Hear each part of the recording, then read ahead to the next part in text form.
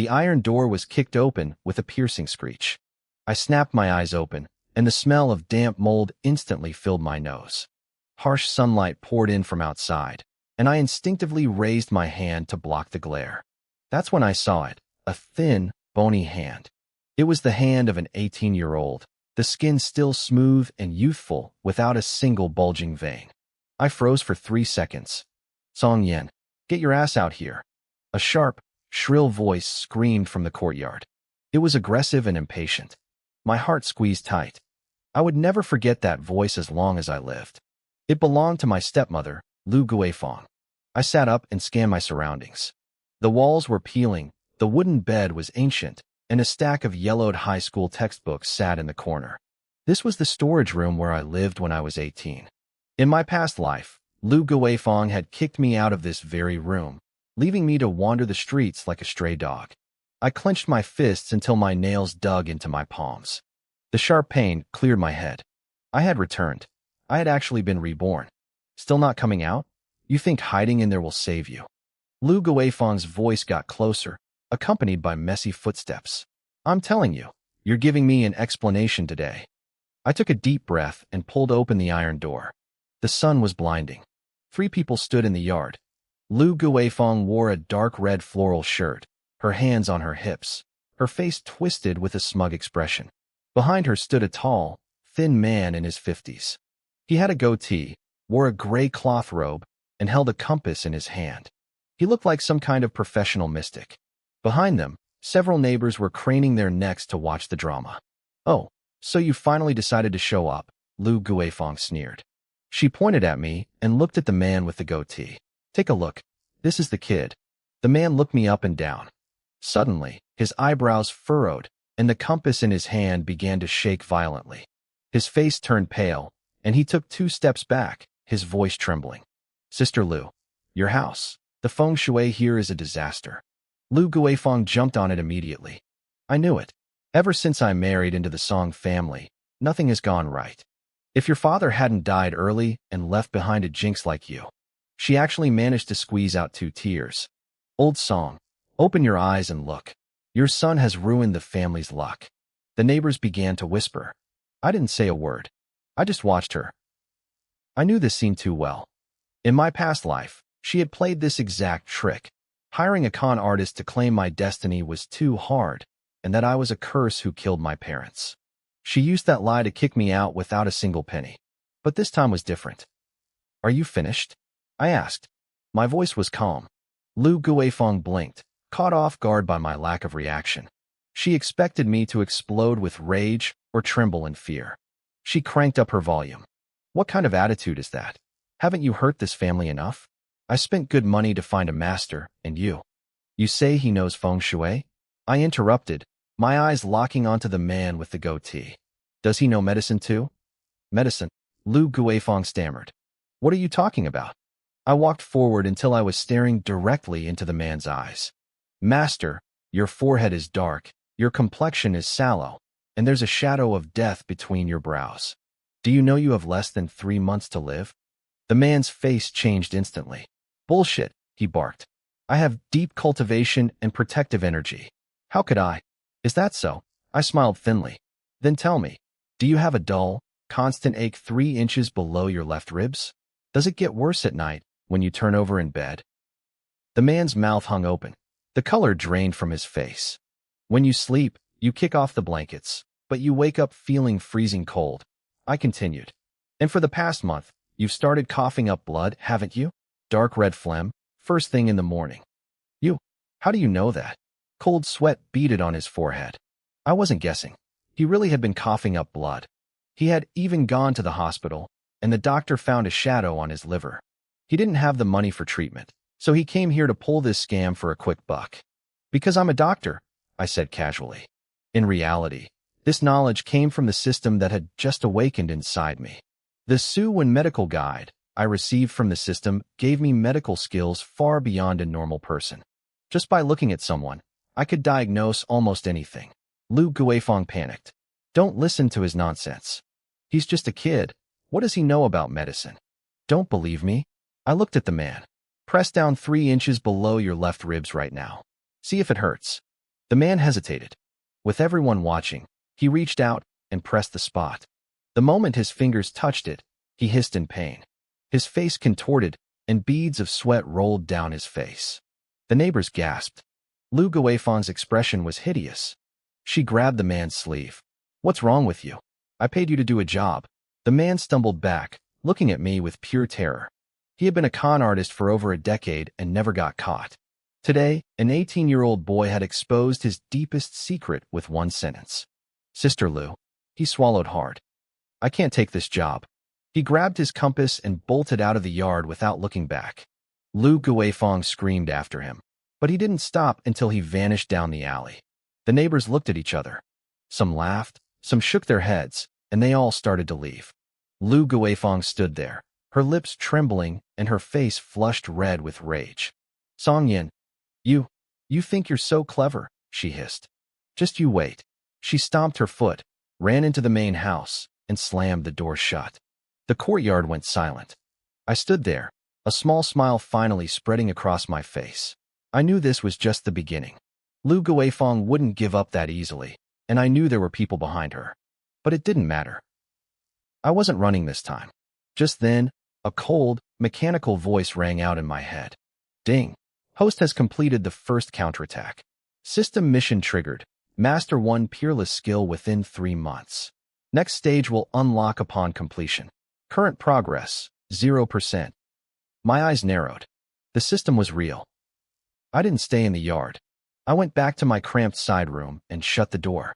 The room was dim, the blankets were paper-thin, and the wind whistled through the holes in the window paper.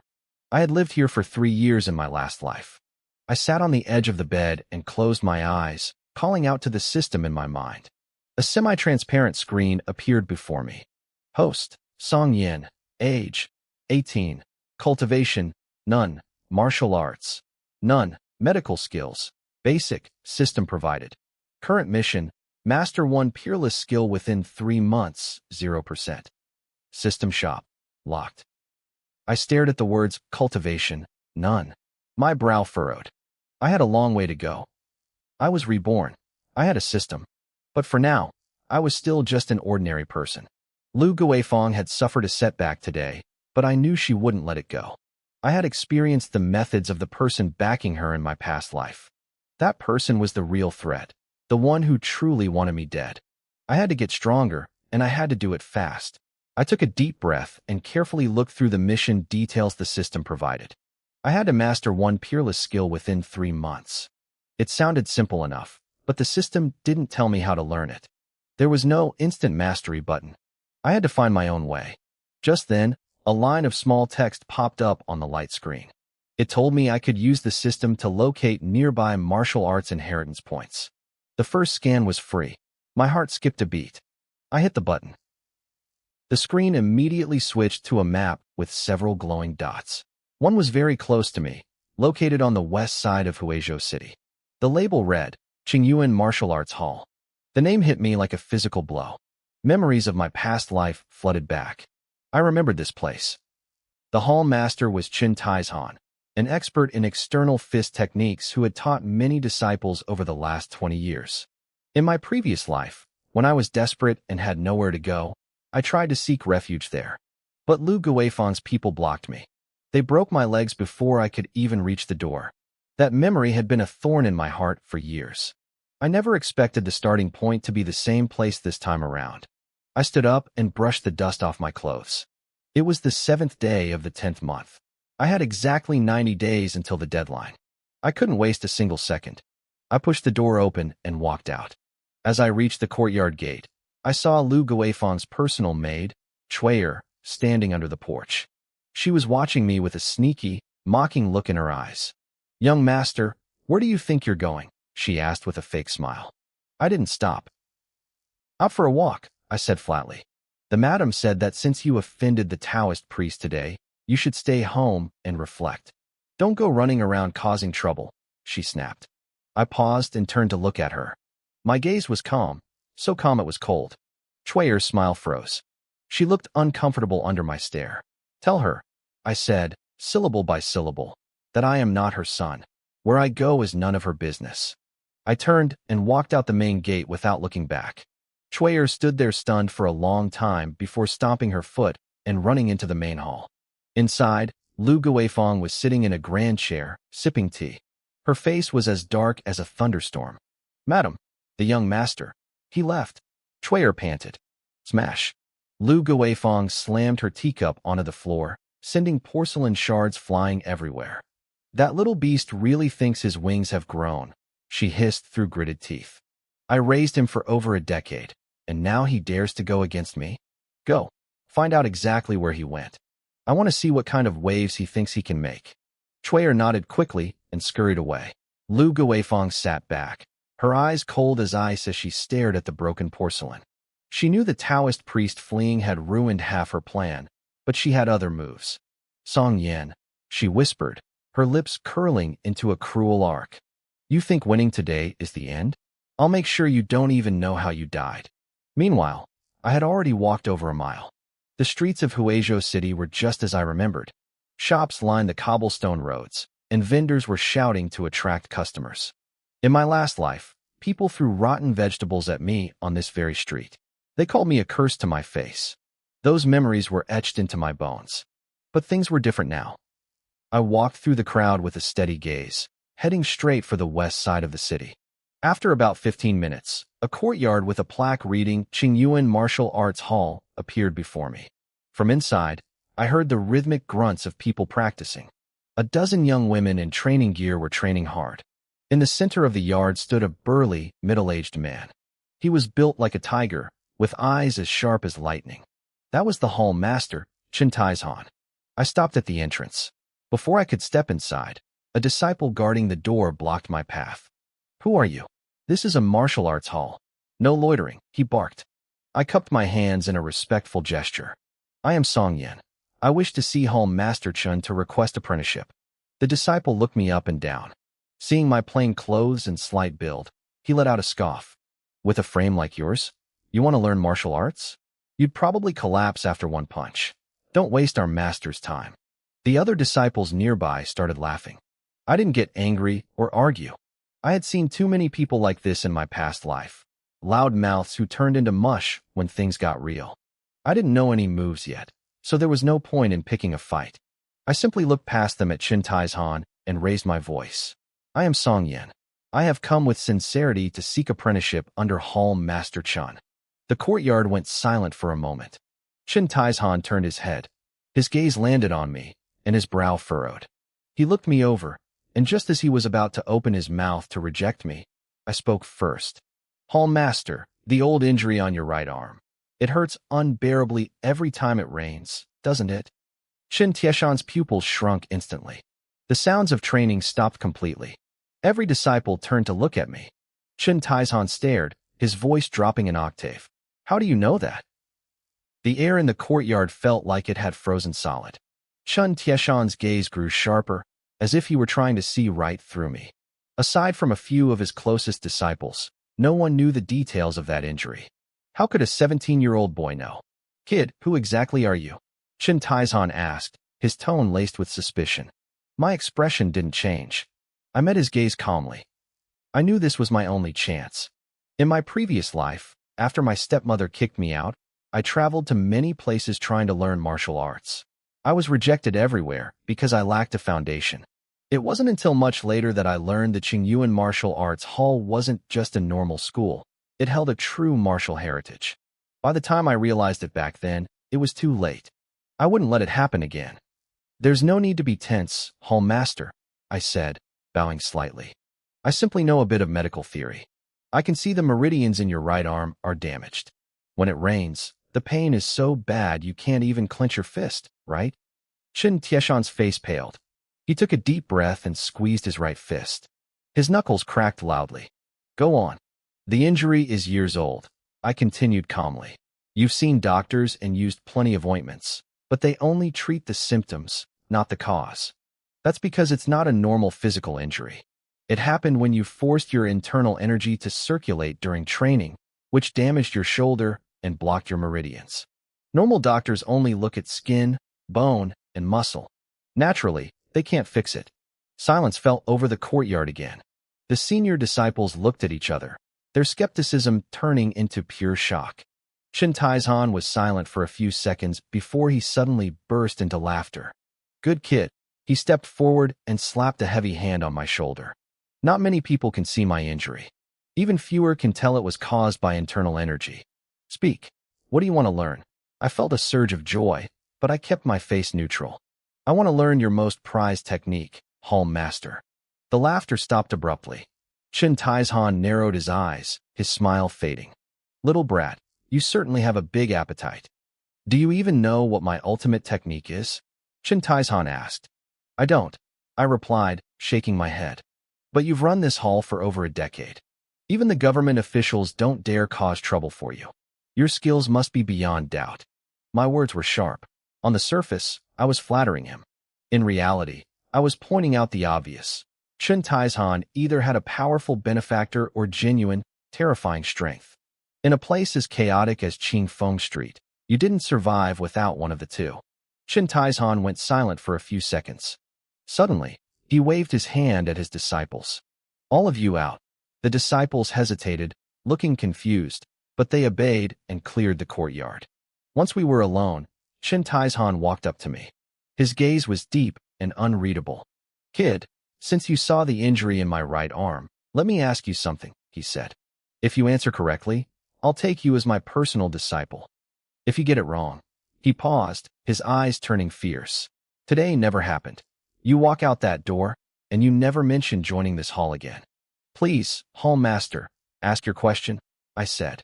Shin Taizhan took a deep breath and raised his right arm, spreading his fingers wide. "This injury happened while I was practicing the Dragon Elephant Mighty Palm.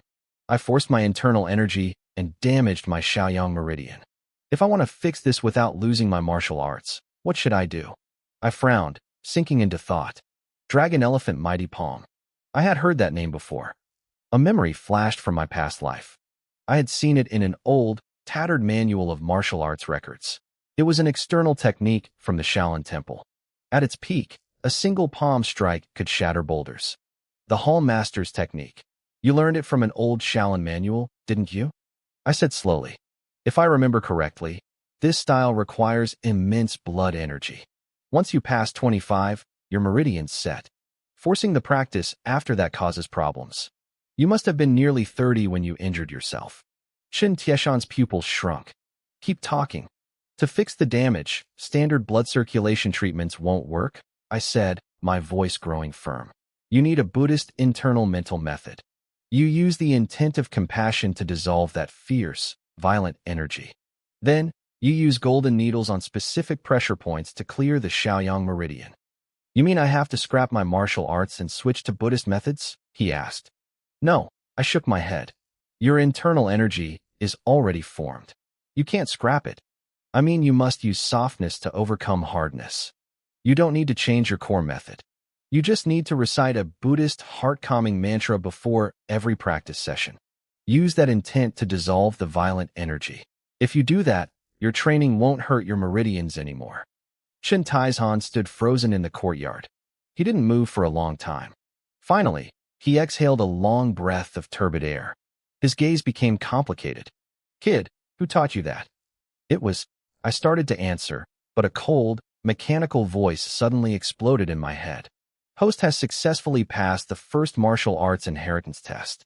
System officially resolving patient's ailment." I froze. This wasn't an illusion. The mechanical voice continued. "Host, Song Yen. Current world, main world. Timeline, day 5 of rebirth. System functions unlocked. Apprenticeship module, cultivation module, exchange module." It felt like a lightning bolt hit my brain. A massive flood of information poured in. My vision went black. I felt my body tilting backward. "Kid." "Hey." Shin Taizhan was fast. He caught me before I hit the ground. But my consciousness had already slipped into total darkness. Drip, drip. The sound of water droplets became clearer in my ears. I snapped my eyes open. I was in a room filled with ancient charm, rosewood furniture, blue and white porcelain vases, and a yellowed painting on the wall. Where was I? My head was spinning. I looked around the room, and suddenly, I went rigid. This table, this vase. That painting. This was the hall where I first met that fake priest in my past life. The day my stepmother, Lu Guifeng, brought him to steal my family estate. I bolted upright. A second later, footsteps approached from outside. A sharp, shrill voice rang out. "Oh, Yuan Shan, you left us too early. But I, Lu Guifeng, will make sure your final wishes are carried out. This is Taoist Master Xuanzhen from Qingfeng Temple. He's here today to fulfill your heart's desire." My heart hammered against my ribs. I looked down at my hands. They were white and clean. No calluses. I threw off the blanket, jumped out of bed, and rushed to the main hall. When I pushed the door open, I saw 3 people. My stepmother, Lu Guifeng, was dressed in plain mourning clothes, fake tears staining her face. Beside her stood a middle-aged man in a Taoist robe with a goatee, looking like a holy immortal. And in the center of the hall, sitting on the altar, was my father's memorial tablet. I stared at the priest. That mechanical voice returned, clearer than ever. Asterisk Grandmaster system officially activated. Does host Song Yin accept the inheritance mission? Asterisk. I took a deep breath. A cold smile curled onto my lips. In my last life, these people teamed up to trap me and ruin me. This time, things would be different. I clenched my fists, my eyes turning to ice. I accept. The voice didn't stutter this time. It sounded like someone whispering directly into my ear. Asterisk mission accepted. Matching world coordinates. Match successful. Loading first Grandmaster inheritance. Asterisk. I stood at the doorway, watching Taoist Master Xuanzhen. I didn't say a word. Lu Guifeng was dabbing her eyes with a handkerchief, sobbing to the priest. "Master Xuanzhen, you were the one my husband respected most. Before he passed, he insisted you handle the matter of his will." The priest nodded solemnly, looking full of pity. "I was friends with Master Song for years. I will do my best." I wanted to laugh. In my last life, this will caught me completely off guard.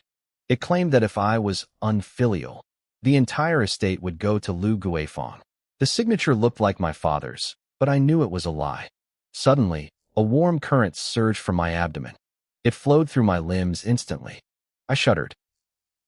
My senses sharpened to an impossible degree. I could hear the fish splashing in the pond out back. I could smell the faint mix of pine and sandalwood from the burning incense. I could even see the tiny reflection of light in the fake tear on Lu Guifeng's cheek. Asterisk first Grandmaster inheritance locked. The sweeping monk of Shaolin. Secret technique, Vajra body. Introductory portion unlocked. Host may enter the inheritance realm for 2 hours of cultivation daily. Asterisk. I took a deep breath. The air in the hall was stale, but I felt light, as if an invisible weight had been lifted off my shoulders. "Song Yin, why are you just standing there?" Lu Guifeng looked up. Her face was tearful, but her voice carried a hint of triumph. "Come in. Meet the master your father invited." I stepped into the room, my eyes locking onto the priest's face. The game was about to change. My eyes drifted back to the yellowed paper resting on the altar. Master Xuanzhen noticed me approaching, and his brow furrowed. He stared at my face for a long moment before speaking in a slow, deliberate voice. "Benefactor Song, I have observed your countenance. Your forehead is dark. I fear a bloody disaster awaits you in the coming days." Lu Guifeng started wailing even harder. "Master, you're right. Ever since the master passed, this child has lost all ambition. She spends all her time with thugs on the street. I just can't control her anymore." I didn't say a word. In my mind, I whispered a single command: enter the inheritance realm. In the next second, the morning hall, the spirit tablets, and the altar all vanished. I stood on a square paved with gray stone under a hazy sky. In the distance, I could see the faint outline of an ancient temple. An old monk in a tattered gray robe sat cross-legged in the center of the square, his back to me. "The benefactor has arrived," the old monk said. His voice was ancient and calm, carrying the weight of 1,000 years. I cupped my fists and bowed deeply. "Junior Song Yin greets the senior." The old monk turned slowly. His face was a map of deep wrinkles, and his eyes were cloudy, yet they seemed to pierce through everything. "The Vajra body is the cultivation of internal and external unity. Since you have activated this system, it is fate. I will first teach you the first style, the Vajra body. As soon as he finished speaking, the monk reached out and tapped the air. A massive flood of information crashed into my brain. I saw images of human meridians, glowing acupuncture points, and the precise flow of blood and chi. The rhythm of the breathing was carved into my very bones. My head buzzed. Cold sweat broke out on my forehead instantly. The sheer volume of data felt like someone was forcing a whole barrel of water into my skull. My brain felt like it was going to split open. Inheritance progress, 5%. Remaining time, 115 minutes. The first time is always uncomfortable. Endure it for a moment, benefactor, the monk said, closing his eyes again. I gritted my teeth and held on for 10 seconds until the throbbing pain finally receded. When I opened my eyes, the world had returned to normal. I was back in the hall, looking at the altar and Lu Guifeng's fake, tearful face. In the outside world, the entire process had lasted only a blink. Master Xuanjin was still waiting for my response. I casually wiped the sweat from my forehead and grinned. The master says I have a bloody disaster coming? Then why don't you tell me exactly where this disaster is coming from? Xuanjin froze. He clearly didn't expect a kid to talk back. Lu Guifeng jumped in immediately. Song Yan, how dare you speak to the master like that? He was a distinguished guest invited by your father. A guest? I stared directly into Lu Guifeng's eyes. My mother died early. You've been in this house for 13 years. Whether my father ever wrote a will is something I know better than anyone. When exactly did you two sign this thing? Lu Guifeng's face paled. Xuanjin's brow tightened. Benefactor Song, are you suggesting that I, a man of the cloth, would forge a document? I ignored him. I strode to the altar and picked up the yellowed paper. In my past life, this single piece of paper had destroyed me. I had watched helplessly as my family's estate was stolen. This time, my fingers tightened. The edge of the paper gave a faint tear. I turned to the priest with a playful smile. Master, let me ask you again. On exactly which day did my father entrust this will to you? A flash of panic crossed Xuanjin's eyes before he regained his composure. The 8th day of the 12th lunar month. I laughed. On that day, my father was lying unconscious in the hospital's intensive care unit. This old fraud couldn't even get his dates right. The air in the hall turned icy. Xuanjin's hand, which was stroking his beard, paused. He let out a dry cough to steady his voice. I have practiced for decades. I do not tell lies. On that day, Benefactor Song told me himself that if anything happened, the estate should go to the Lu family. Is that so? I chuckled, glancing at the document. Since you've practiced for decades, your memory must be sharp. What was the weather like that day? Xuanjin frowned. The weather? Yes, the weather. I walked to the window and pushed it open. A gust of freezing wind rushed in. On the 8th day of the 12th month, was it snowing or sunny? Xuanjin's expression shifted. It was snowing a little. Really? I turned around and pulled out my phone, opening a photo. Take a look at this, master. I held the screen up for everyone to see. It was a photo of a hospital record. The date was clearly marked, the 8th day of the 12th lunar month. This is my father's medical record from the city hospital, I said, my voice terrifyingly calm. On that day, my father suffered a sudden brain hemorrhage. He was sent to emergency surgery at 7 in the morning and didn't regain consciousness until the next day. Master, tell me, how does a comatose patient sitting in surgery discuss his will with you? The hall erupted. The relatives began whispering, their eyes filled with suspicion as they looked at Lu Guifeng. Her face was deathly white. She pointed a trembling finger at me. You forged that record. The original is in the hospital archives. We can go get it right now, I countered. Or should I call the hospital and ask for the security footage from that day too? Sweat poured down Xuanjin's face. He looked at Lu Guifeng, his lips trembling, unable to find a single word. Enough. My eldest uncle, Song Jiangwo, finally spoke from the head of the room. Guifeng, how do you explain this? Lu Guifeng bit her lip, her eyes red. Brother, I really didn't know. The master brought the will to me. You didn't know? Song Jiangwo sneered. The will says you are the sole executor. If you didn't know, who would? Lu Guifeng looked at the priest desperately. Master, say something. Xuanjin wiped his forehead. I might have remembered the date wrong. I was very busy those few days, and busy. I cut him off. I walked to the incense burner and picked up the will again. Master, do you recognize the handwriting on this? Xuanjin hesitated. It was written by your father's own hand. Is that so? I flipped the paper over and pointed to a small line of text in the corner. It says, "Will notarized right here," followed by a date. The 15th of the 12th month.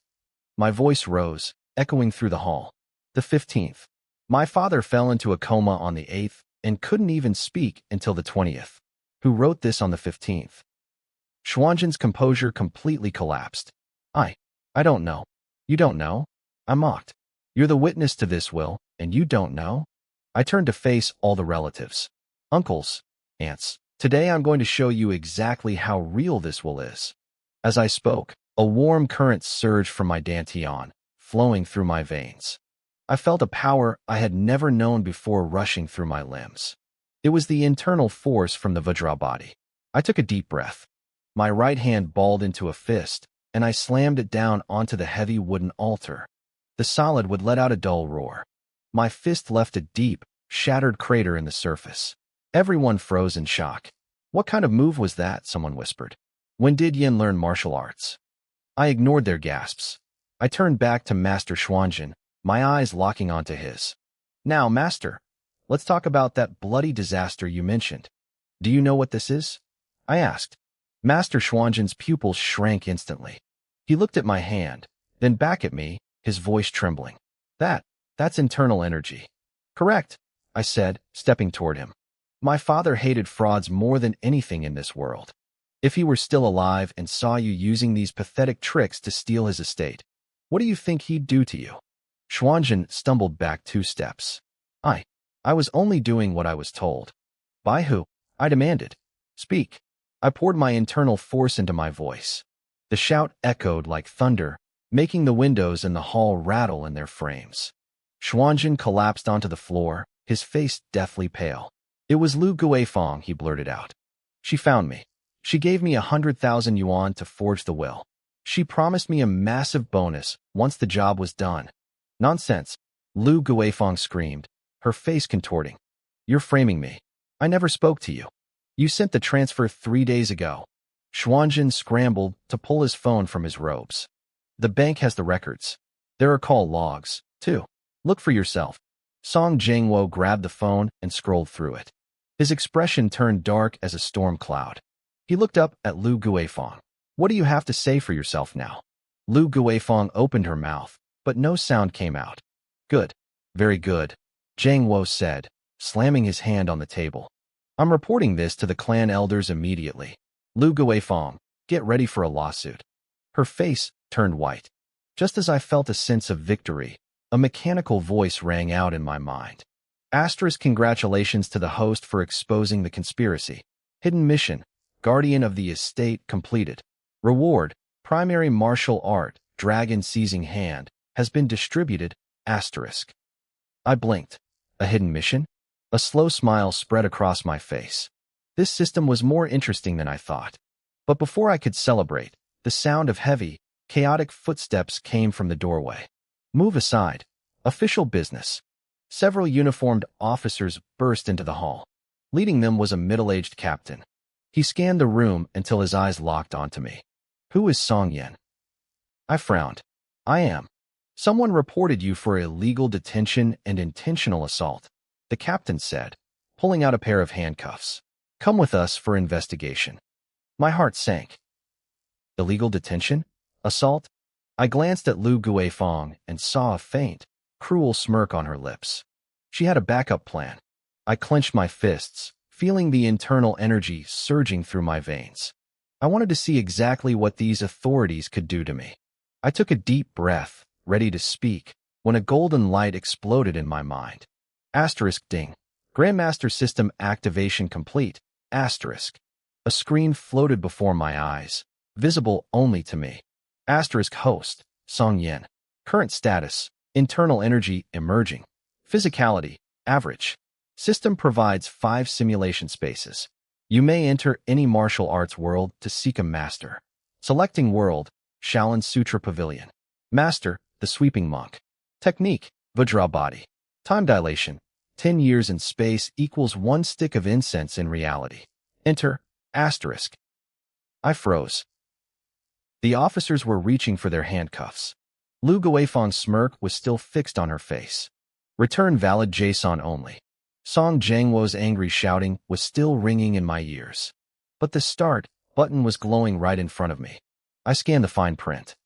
All cultivation results achieved in the system space will be fully retained upon returning to reality. 10 years. 1 stick of incense. I looked at the words Vajra body. In my past life, I'd heard of this. It was the ultimate Shaolin technique. Invincible, impenetrable. If I could master it, what would these few officers matter? I didn't hesitate. Enter. The world distorted.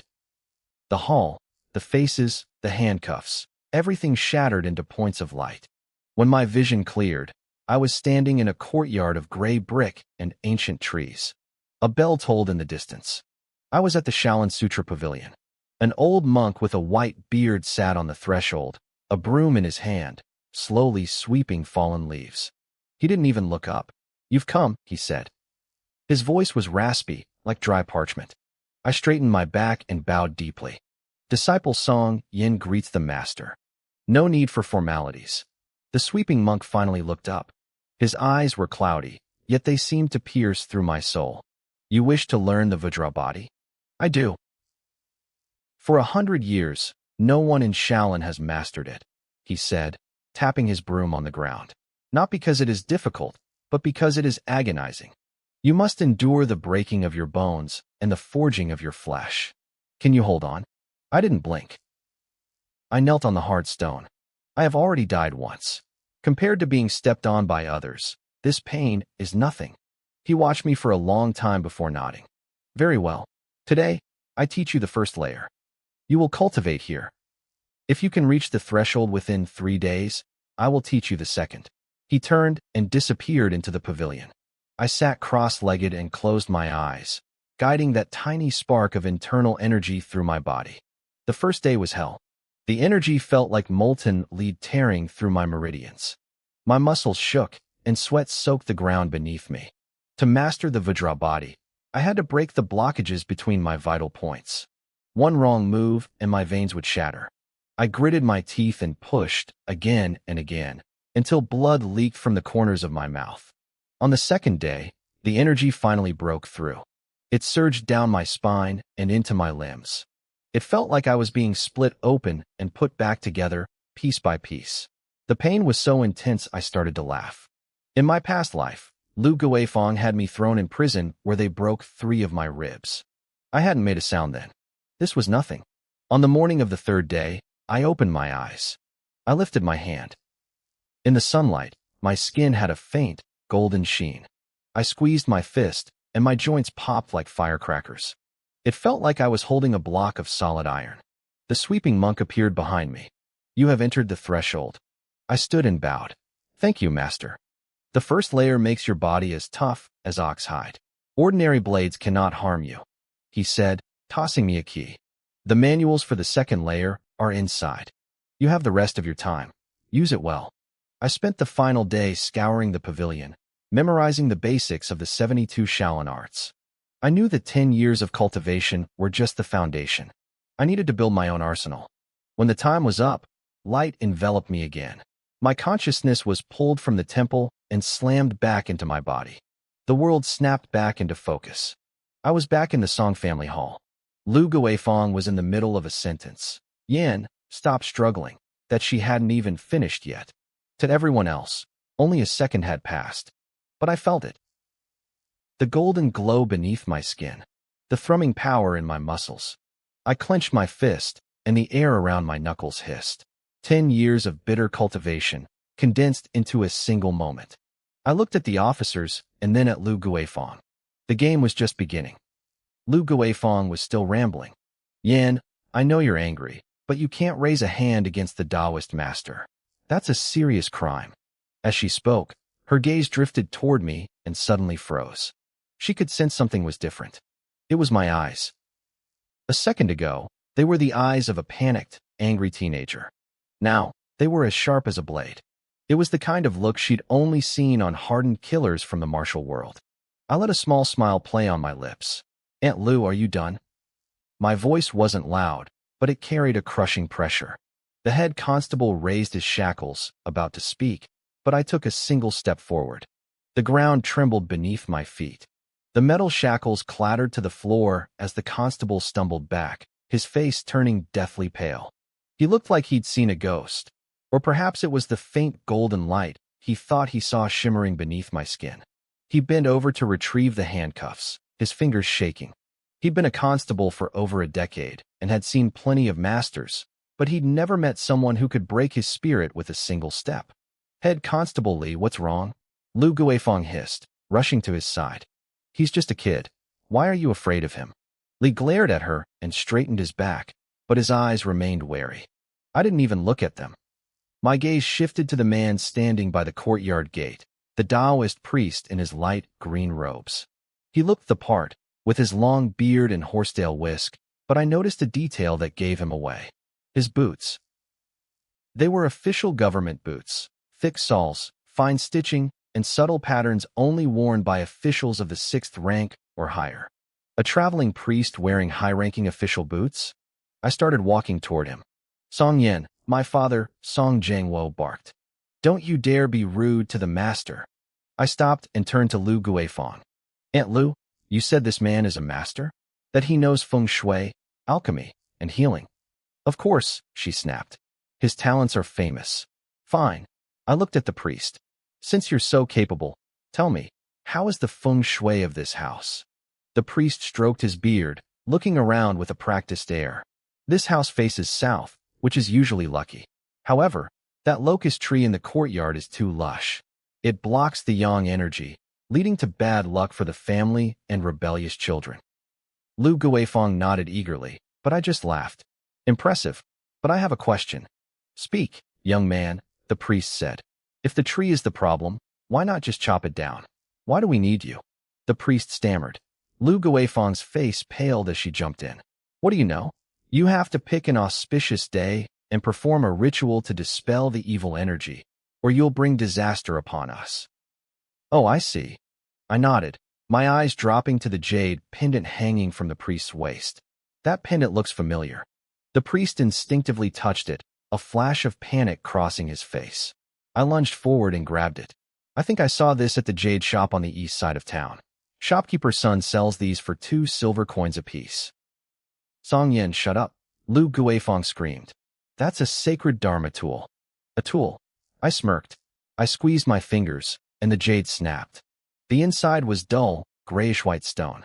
High-quality Hitian jade should be pure white or light green all the way through. This is just pressed stone powder. I tossed the fragments to the ground. Master, your sacred tool cost less than 2 cents, didn't it? Silence fell over the courtyard. Cold sweat beaded on the priest's forehead, but he tried to stay calm. You are desecrating the divine. Desecrating the divine. I stepped closer. Then tell me, which temple are you from? I travel the world, he stammered. I have no fixed home. Who was your teacher? My lineage is a secret. I cannot say. Fine, I said, picking up the pace. The Taoist canon spans 7,000 miles. What is the recipe for the 9-revolution golden elixir? In the 36 heavenly arts, what is the formula for the grasping mystery technique? What is the main difference between the Jingming and Xuanzhen sects regarding internal alchemy? I fired the questions off like bullets, giving him no time to think. He stood there, mouth agape, sweat pouring down his face. I stopped and looked him in the eye. What's the matter? Can't answer the basics. I'll tell you why. I warred. Because you aren't a priest. You're a con man. The robes, the fake jade, even that sword on your back, the scabbard is gold-plated, but the hilt is brand new. It was thrown together yesterday. With every word, the priest turned a shade paler. My father looked back and forth between us, stunned. And another thing, I continued. You said the locust tree blocks yang energy. But in feng shui, a locust tree in the southeast corner is called a prosperity tree. It brings success in studies and careers. You don't even know that, yet you're here talking nonsense. The priest broke. He started backing away. Madam Lu, I must go. He turned to bolt, but in a blur, I was already standing in his path. Where are you going? I grabbed him by the collar. He struggled, but my hand felt like an iron vice. How many families have you scammed? Not many, he squealed. How many? 5. Just 5. And what did you do? I just looked at their feng shui, sold some fake pills, took some deposits. I let go, and he collapsed to the ground, shivering. I turned to Lu Guifang. She was white as a sheet, her lips trembling.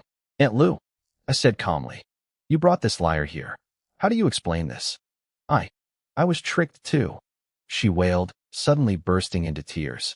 How was I supposed to know? I only wanted what was best for this family. Jangwo, you have to believe me. My father stood there, face grim. He looked at his wife, then at me. He didn't say a word for a long time. Finally, he spoke. Tie this man up. Take him to the authorities. Lu Guifang looked relieved for a split second, but then I spoke, and her heart hit the floor. Father, this scammer said he's hit 5 families. I looked directly at Lu Guifang. So, Aunt Lu, were you really the one being scammed, or were you the one helping him do it? Lu Guifang's voice turned shrill. Songyan, what are you implying? I lost money to this man, and instead of helping me get justice, you're accusing me. I smiled thinly. I'm not accusing you of anything. But since this man remembers his other 5 victims so clearly, why don't we let him tell us exactly how you two met? The priest shivered, his eyes darting around. I don't remember. You don't. I knelt down and placed a heavy hand on his shoulder. Let me help you remember. I leaned in close, my shadow falling over the priest. How much did you take from Aunt Lu?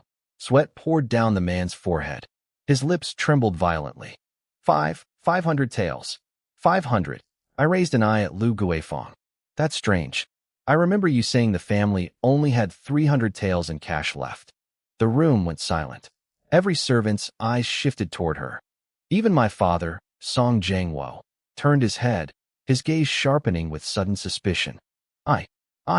Lu Guifang stammered, her face turning a sickly shade of gray. I was confused. I gave him my jewelry too. Yes, the jewelry. What jewelry? I asked calmly. The jade bracelet my mother left me. And some silver hairpins. She sounded desperate. I nodded and turned back to the priest. And you? What jewelry did she give you? The priest's face went white. He struggled for words for a long time before choking out. I didn't look closely. You didn't look? I let out a cold laugh. A professional scammer receives high-value items and doesn't even check them? That's a new one. I stood up and pulled a ledger from my robe, flipping to a specific page. Aunt Lu, on the 15th of last month, you went to the pawn shop on the east side of the city. You pawned a jade bracelet for 50 taels. You just said that bracelet was a precious heirloom from your mother, but as far as I know, Grandma was wearing that exact bracelet when she passed away. So, who really gave you that jewelry? Lu Guifang's face lost every drop of color. You investigated me? I just happened to see it, I said, my voice flat. The pawnshop ledger was right there on the counter. Anyone could look. My father's expression darkened. Guifang, what exactly are you doing? Jangwo, don't listen to his nonsense. She burst into tears again, clutching at his arm. He's trying to drive a wedge between us. I'm just a woman. I don't understand these complicated things. I was tricked by this priest. Aunt Lu is right. I cut in. You don't understand these things. Which makes me wonder. I paused, my eyes cutting through her like a blade. How did you know there was a Master Zhang with great powers living on the west side of the city? Lu Guifang froze. I heard it from the neighbors. Which neighbor? Widow Wang. I smiled. That's impressive. I asked the gatekeeper earlier, and he said Widow Wang moved away 3 months ago. You must have very long ears to hear her gossip from yesterday. Lu Guifang went silent. The only sound in the hall was her heavy, ragged breathing and the suffocating tension coming from my father. I didn't push her further. Instead, I turned back to the priest. I'll give you one last chance, I whispered. Tell the truth, and I only send you to the officials. Lie to me. I pulled a small, weathered bone fragment from my pocket and dangled it before his eyes. Do you know what this is? The priest shivered. It was a relic from a Shaolin monk, rumored to be infused with the Vajra curse, capable of shattering internal energy points. But what terrified him more was the sheer pressure radiating from my body. I felt stronger than any martial artist he had ever encountered. I'll talk. I'll talk. The priest screamed, breaking completely. He pointed a shaking finger at Lu Guifang. She brought me here. She paid me 50 taels to pretend to be a master. She said if I could get her stepson kicked out of the house, she'd give me another 50. The rest was all a lie. You're framing me. Lu Guifang shrieked. I don't even know you. I have proof, the priest yelled back. Your servant, Nanny Li, was the one who set the meeting. Everyone turned to Nanny Li in the corner. The old woman hit the floor, trembling. Master, Enough. My father slammed his hand on the table, rattling the teacups. Tie them both up and take them to the authorities. Master, Lu Guifang threw herself at his feet, sobbing. I didn't mean to hurt Song Yan. Nanny Li tempted me. I was just confused for a moment. Confused, my father kicked her away, his face turning a bruised purple. You nearly destroyed this family. I stood by and watched silently. I had achieved my goal. I had exposed her and stripped her of her power. But it wasn't enough. Not nearly. In my past life, this woman had left me to rot in the streets. In this life, I would make her pay back every single debt, piece by piece. Father, I said, the official punishments are too harsh, and she is still part of the Song family. Why not just confine her to the back courtyard for now? We can decide what to do when your anger has cooled. My father frowned, but eventually he nodded. Do as you say. As the servants dragged Lu Guifang away, she threw a look of pure, venomous hatred at me. I simply smiled back. That night, under my direction, the guards searched her quarters. We found 120 taels of hidden cash, 3 land deeds, and a letter with only 4 words. Once it is done. 3 days into Lu Guifang's confinement, a carriage pulled up to the Song estate. A middle-aged man in Taoist robes stepped out. He had a clean-shaven face and carried a horsetail whisk, followed by 4 burly bodyguards. I am Priest Song, he announced loudly. I have come at the request of an old friend of the Song family. My father, just back from the shops, met him in the main hall. Why are you here, Taoist? I bring a letter from your late father, Song said, pulling a scroll from his sleeve. He told me that if you were ever unfair to his eldest grandson, I should bring this forth. My father's hands shook as he opened the letter. The handwriting was a perfect match for my grandfather's. The letter claimed that 20 years ago, grandfather had borrowed 300 taels from a friend.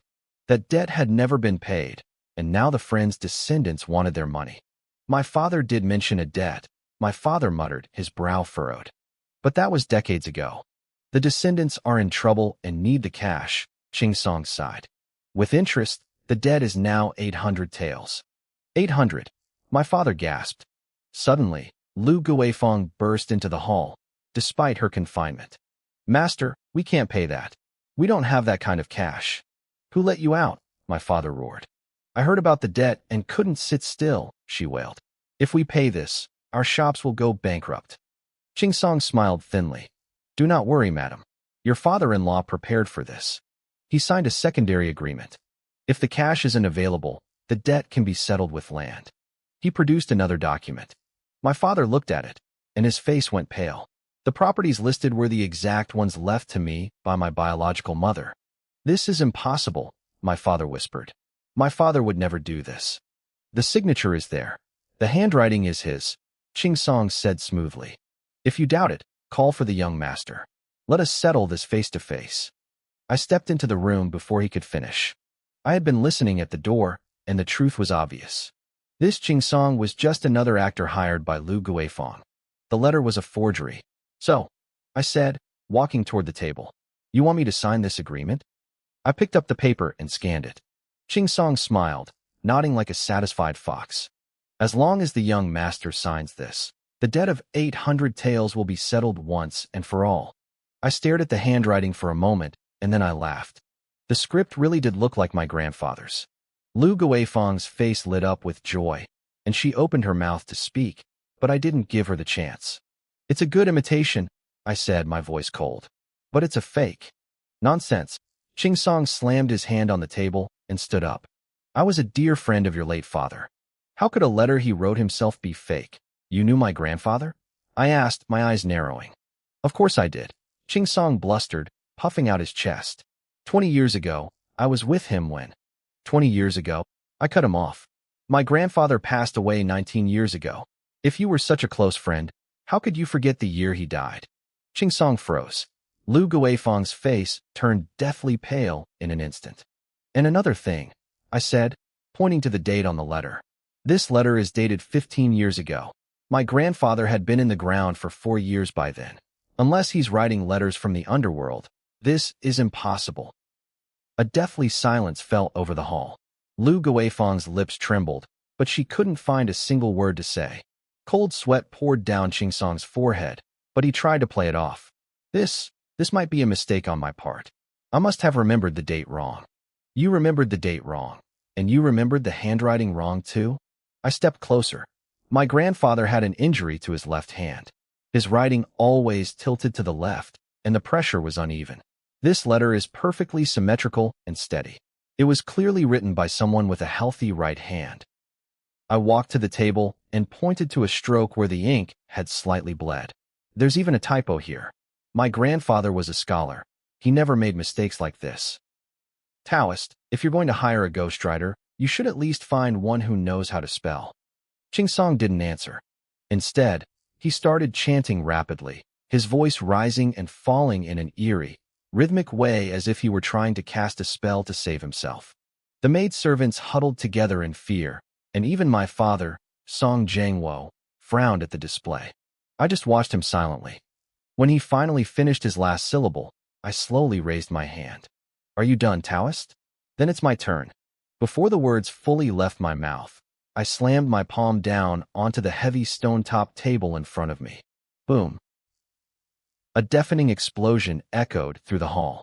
The solid wood and stone table shattered instantly. Splinters flew everywhere. The tea sets and the forged letter were sent tumbling through the air. Ching Song and Lu Guifeng both jumped back, their faces white with terror.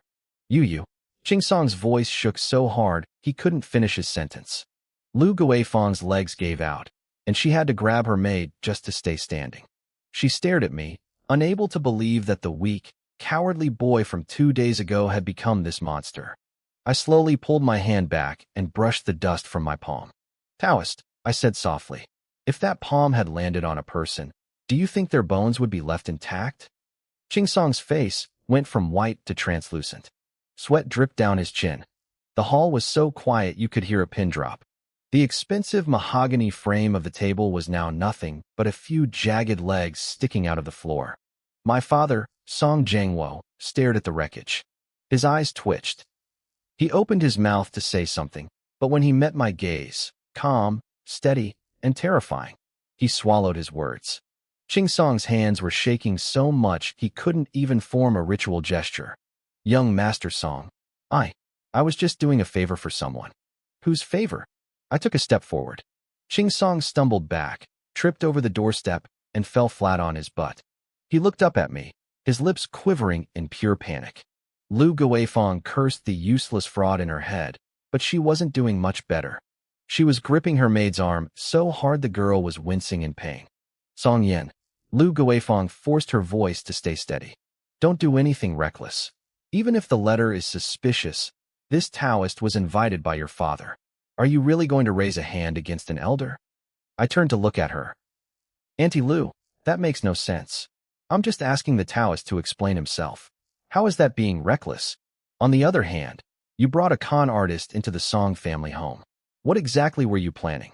Lu Guifeng stiffened, then immediately squeezed out some tears. Jiangwo listened to him. Now that his wings have grown, he thinks he can frame me. I only wanted to help the family, and this is the thanks I get? Song Jiangwo frowned. He looked at his wife crying, then at the pathetic Taoist on the floor, and finally at me. He looked like he was seeing a stranger. Yinner, my father said, his voice heavy. There are questions, yes, but there's no need for such anger. Master Ching Song is still a guest. Father, I interrupted. My voice was quiet, but it carried a weight that couldn't be ignored. Do you want to know who really wrote this letter? I leaned down and picked the forged document out of the debris. I shook off the dust and walked over to him, pointing at the bottom right corner. Look here. The signature says, respectfully, when my grandfather was alive, he never used that term in personal letters. He always used, "your humble servant." It was a habit he kept for 50 years. But this letter says respectfully. My father took the paper, his eyes widening as he looked closer. "And this seal," I continued. "You've seen my grandfather's seal. It was carved with his full name in small seal script. This one is a fake. The characters are too large and the carving is shallow." My father's hand began to tremble. His eyes raced across the paper. And finally, "Father, look at the date again. The winter of the year Bingwu. My grandfather died in the 10th month of that year. How did he write a letter a month after he was buried?" My father slammed his hand onto a nearby side table, making the teacups rattle. "Good. Very good." He turned his furious gaze toward Lu Guifeng. "Guifeng, explain this to me." Now, Lu Guifeng shook violently. Her tears vanished instantly. She opened her mouth to argue, but her mind was a blank. Her lies had been stripped away so thoroughly that she couldn't find a single excuse. I didn't know, Zhengwo. The letter, it was like this when I got it," she stammered. "Master Qingsong gave it to me. He said your father entrusted it to him." Qingsong scrambled to his feet, his eyes wide. "Madam Song, you can't pin this on me. I was only doing what you—" "Shut up," I barked. The sheer force of my voice physically rocked Qingsong, leaving him speechless. I let my gaze sweep over everyone in the room before finally settling on Lu Guifeng. "Auntie Lu, since the truth is out, I won't push this further," I said, my tone flat. "But there is one thing you still owe me an explanation for." Lu Guifeng's heart tightened. What thing? What were my grandfather's final words?" I asked, my voice dropping to a dangerous whisper. "And what happened to those 3 shops he left behind? Or the things hidden in the well in the backyard?" I stared directly into Lu Guifeng's eyes. "You touched them, didn't you?" Her face went pale instantly. She had indeed sold those 3 shops in secret and pocketed the cash. As for the well, it contained the last relics left by my mother. She had been waiting for the right moment to dig them up. She never expected me to know the details so clearly. "You? How do you know about that?" she blurted out. She realized her mistake immediately and slapped a hand over her mouth. I let a cold smirk play on my lips. I stepped forward slowly, looming over her. "Auntie Lu, I'll give you 3 days. Buy those shops back. Put the items from the well back exactly where you found them. If you don't—" I paused, my gaze turning icy. "The next thing I break won't be a table. It'll be you." Lu Guifeng's teeth chattered. She couldn't find a single word to say. My father, Song Zhengwo, watched from the side with a conflicted expression. He had never cared much about my mother's belongings, letting Lu Guifeng handle everything. Now, he didn't know how to intervene. In the corner of my eye, I saw Qingsong trying to sneak toward the exit. I didn't even turn my head. I flicked my wrist, sending a burst of internal energy through the air like a hidden blade. It struck his right knee with pinpoint accuracy. Crack! The sound of bones snapping echoed through the hall. Qingsong let out a blood-curdling scream and collapsed, clutching his leg as he rolled on the floor in agony. "Did I say you could leave?" I asked softly. I turned around and looked down at him like he was a bug. I shifted my focus back to Lu Guifeng. "How much did you sell those shops for?" Her lips trembled. She looked away, searching for an escape. Those shops weren't worth anything. I only got 30,000 for the lot." 30,000. I laughed, but there was no humor in it. "The shop on Middle Street alone brings in 20,000 a year in rent. You sold all 3 for 30. My father's head snapped up.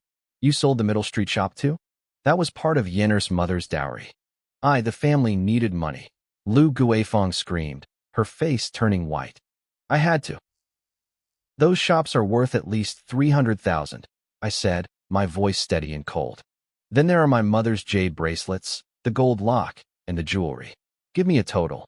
The hall fell into a heavy silence. Lu Guifeng's eyes darted around, her mind racing to find a way out. "Guifeng, talk to me," my father yelled. "Where is everything?" "Stop shouting at me," Lu Guifeng snapped. She pointed a finger at my father's nose. "If I hadn't managed this house all these years, you two would have starved to death. What's wrong with selling a few old shops? I've raised you for years. Don't I deserve something for it?" She turned back to me, her eyes filled with sudden venom. "You little brat. You think bringing a fake priest here can scare me? You think finding out about some shops gives you power over me? She reached into her robe and pulled out a yellowed piece of paper, slamming it onto the table. Look at this. Look at what it is. I narrowed my eyes. It was a debt note. It stated that Song Jiangwo had borrowed 150,000 yuan from Lu Guifeng to be paid back within 3 years. If he failed, the Song family ancestral house would be used as collateral. My father's personal seal was stamped clearly at the bottom. My father's face changed.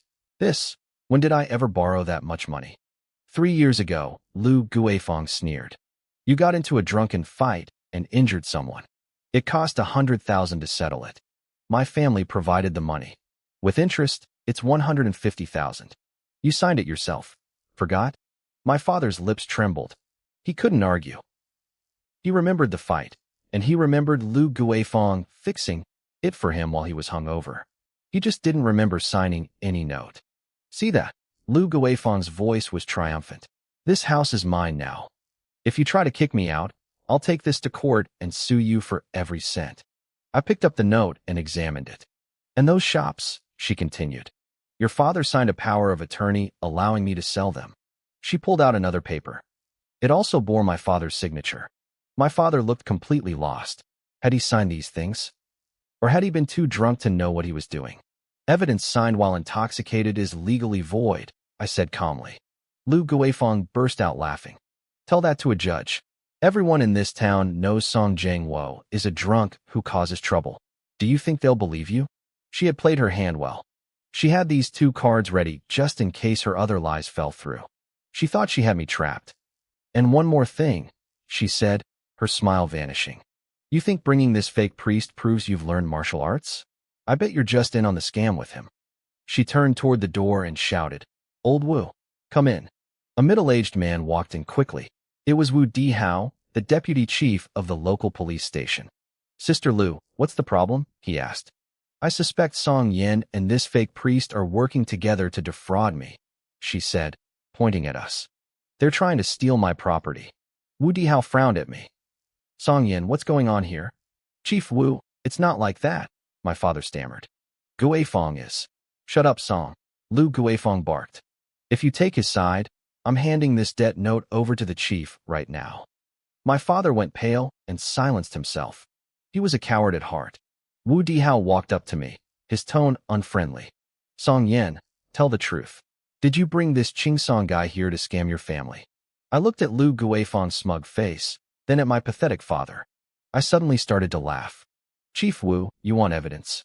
I pulled a small tablet from my jacket and tapped the screen. I recorded this last night. A video began to play.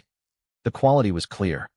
It showed Lu Guifeng and Ching Song whispering in a ruined temple outside of town. In the video, Lu Guifeng's voice was unmistakable. 3 years ago, that old man left a message before he died. It was enough to fool that waste of a husband, Song Jiangwo. I'll forge a new one. When the time comes, you tell them the old man sent you. The smile on Lu Guifeng's face froze. Wu Dihao's expression shifted instantly. He took the tablet, his brow furrowing as he watched the 2 of them plot the entire scheme. Lu Guifeng, he said, his voice turning stern. What is this? Her face turned a sickly shade of white. No, that's impossible.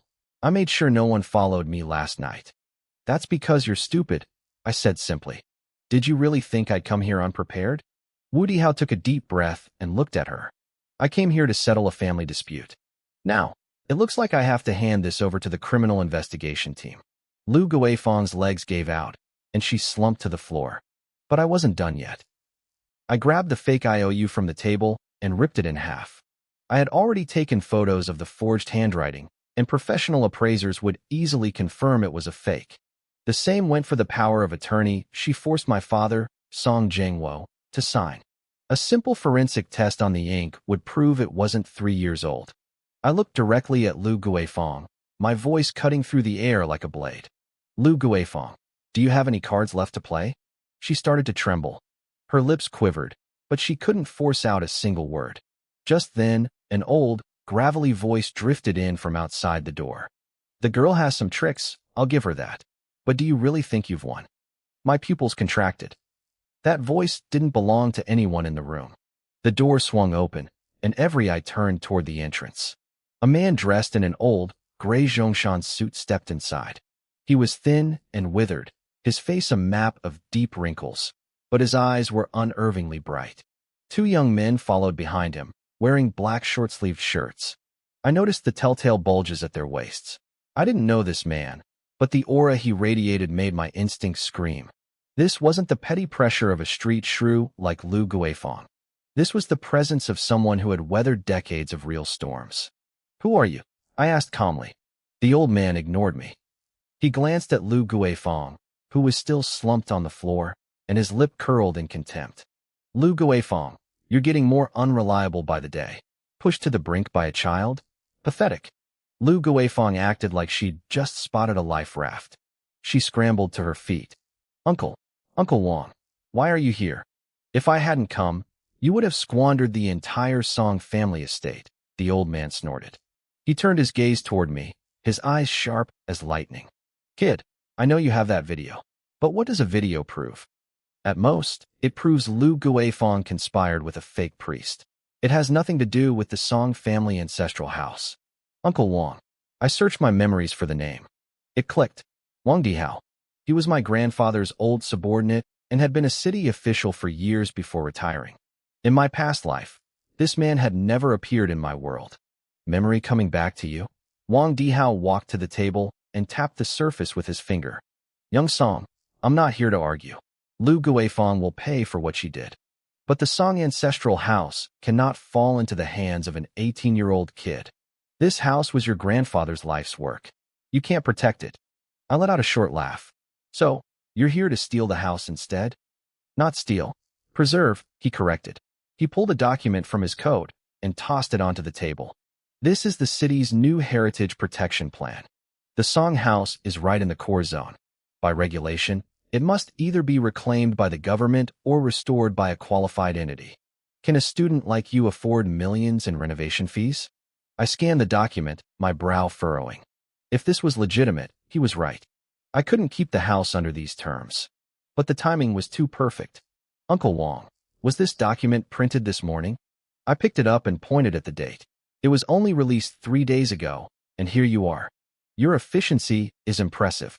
Wang Dihao's expression shifted slightly, but he didn't blink. "Even if the document is real, it doesn't matter," I said, tossing it back onto the table. "I can afford the renovation." Wang Dihao gave a mocking sneer. "Do you have any idea what it costs to restore a century-old manor? We're talking 500,000 as a starting point, with no ceiling. Where would a high schooler get that kind of money?" I didn't answer him. Instead, I pulled a USB drive from my pocket and set it on the table. My mother left a second will. Before she passed, she transferred the deed of this house directly to my name, bypassing Song Jiangwo. This will was notarized 15 years ago. It is legally binding. Wang Dihao's smug smile froze. I looked him straight in the eye. "So, save your breath. This house belongs to me." The atmosphere turned to ice. Lu Guifeng's face was as white as paper. She had schemed for over a decade, only to find out my mother had settled everything before she even started. Suddenly, Lu Guifeng screamed. "I don't believe it." She lunged toward the table, grabbing a teacup with one hand and pulling a paper packet from her sleeve with the other. Her movements were incredibly fast. "You think you're so smart? I'll purge the evil out of you." She shook the packet, and a white powder tumbled into the tea. She lunged at me, trying to force the liquid down my throat. "Enough!" I barked. I swung my hand in a blur, slapping the cup out of her grip. It flew across the room and shattered against the coffee table. Smash! Porcelain shards flew everywhere. The brownish liquid soaked into the tablecloth and dripped onto the floor. Then, we heard it, a sharp, hissing sound. Everyone gasped. Where the tea hit the carpet, the fabric was instantly eaten away, leaving a smoking, charred hole. "Poison!" Wu Dihao's face turned pale. He rushed forward and grabbed Lu Guifeng's wrist. "Are you insane? You tried to poison him right in front of me." Lu Guifeng struggled like a wild animal. "He deserves to die. He ruined everything." A cold shiver ran down my spine as I watched her. In my past life, this was exactly how she did it. She had brought me a cup of soothing tea while I was studying. The next morning, I woke up in the servants' quarters, disheveled, with a stranger in my bed. Everyone thought I had been reckless. No one believed I had been drugged. I had no evidence then. I was forced to leave in disgrace. She had used these same disgusting tactics to destroy my reputation.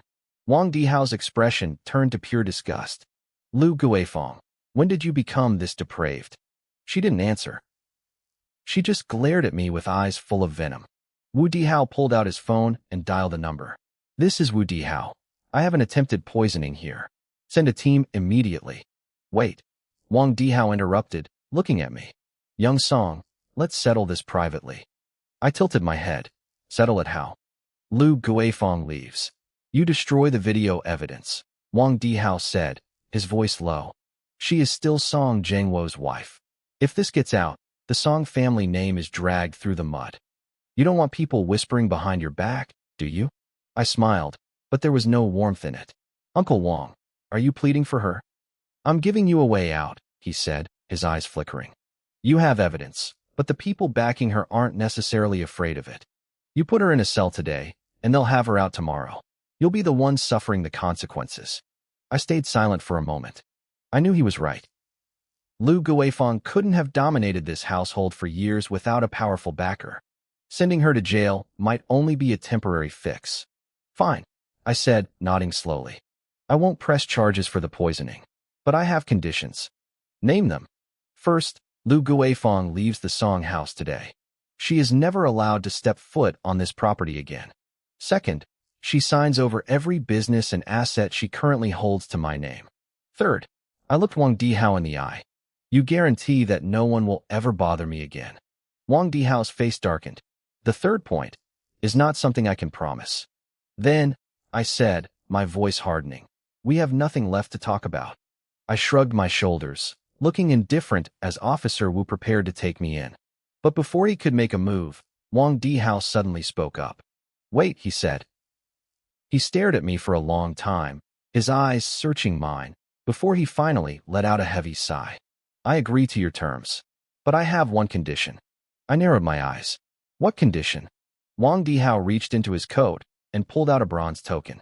On the front, a complex character for 5 was engraved, and on the back was an eagle with its wings spread, ready to take flight. The world is a dangerous place, and you won't get far fighting alone, Wang Dihao said, his voice dropping to a low murmur. No matter how capable you are, you can't fight the people hiding in the shadows by yourself. Join us. It's the only way to stay safe. I stared at that token. My heart skipped a beat. The eagle design was identical to the emblem of a mysterious organization from my past life, a group that had sought me out right before I died. Why should I trust you? I asked. Wang Dihao didn't answer. He simply placed the token on the table. Think about it. I'll send someone back in 3 days.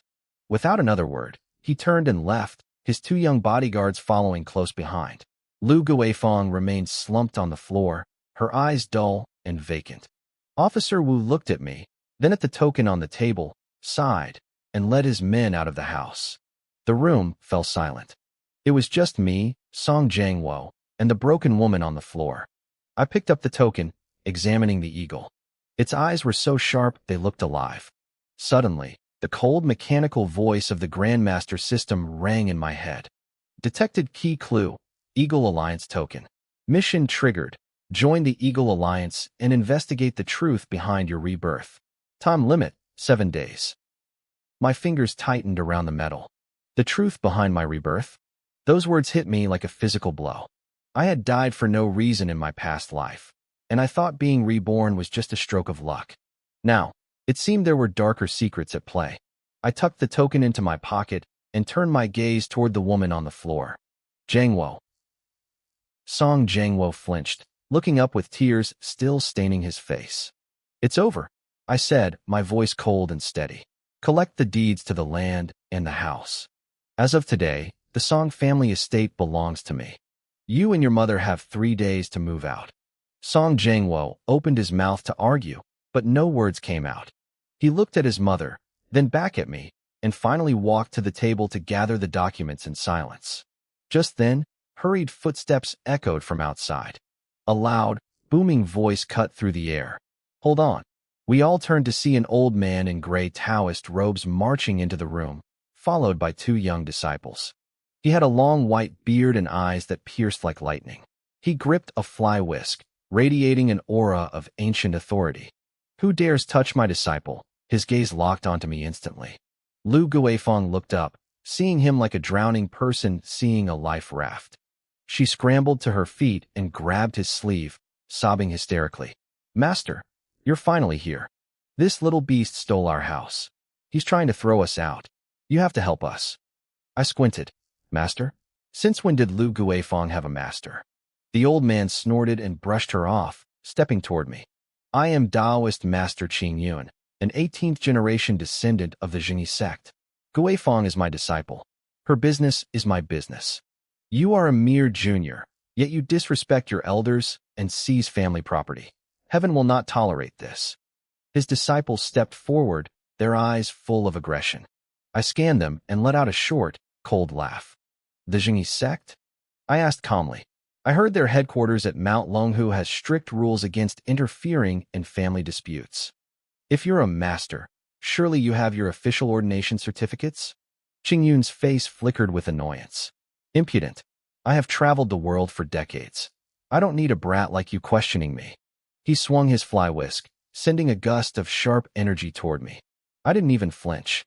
The internal energy from my Vajra body was already flowing, coating my skin like invisible armor. The blast hit me and felt like nothing more than a light breeze. Qing Yun's pupils shrank. You know martial arts?" I didn't answer. I just watched him with a playful smirk. A common con artist trying to play God in front of me? I slowly raised my right hand, fingers spread. Suddenly, a burst of invisible force exploded from my palm.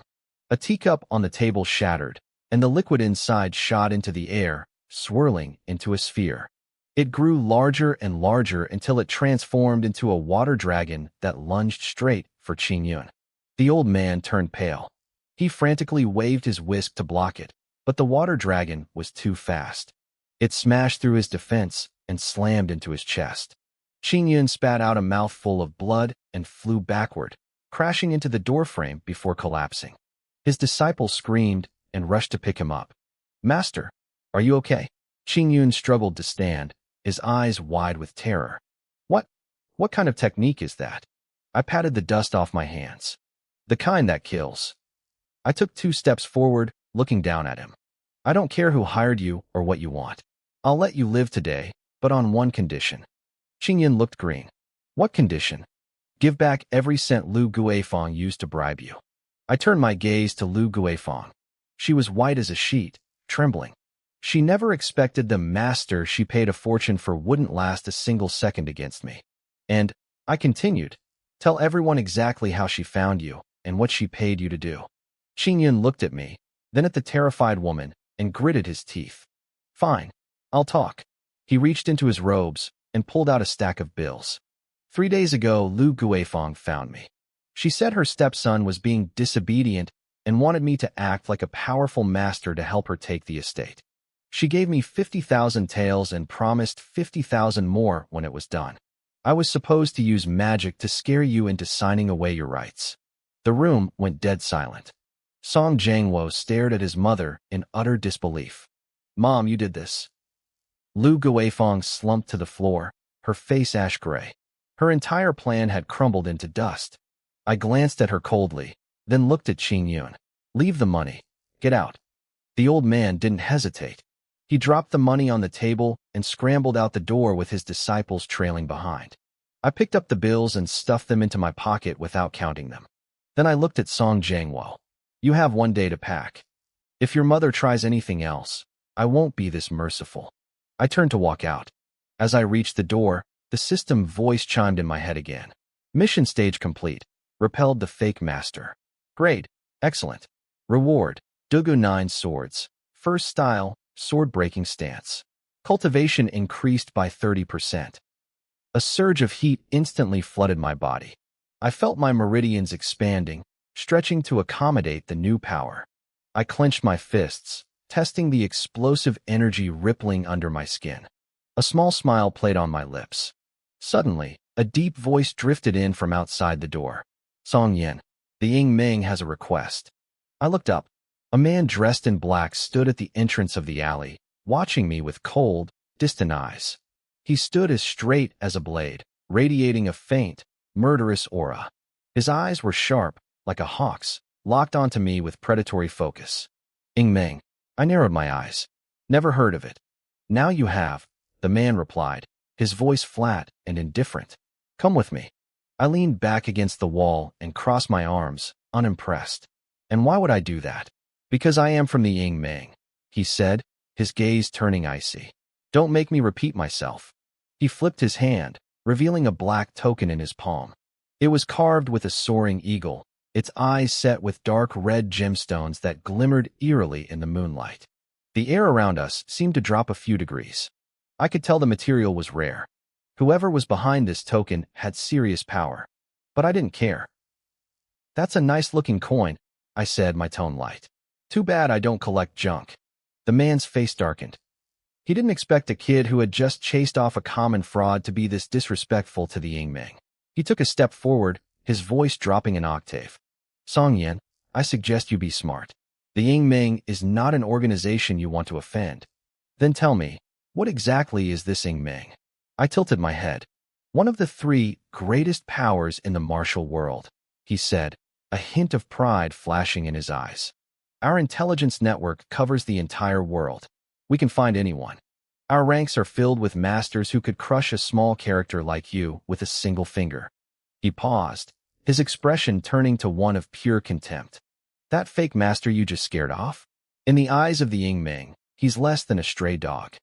I nodded slowly. So that was it. The system had warned me that the people behind Lu Guifeng weren't simple. It looked like the Ying Ming was the real player behind the curtain. But why were they interested in me? What do you want with me then? I asked. I don't want anything, the man snapped. My superiors want to see you.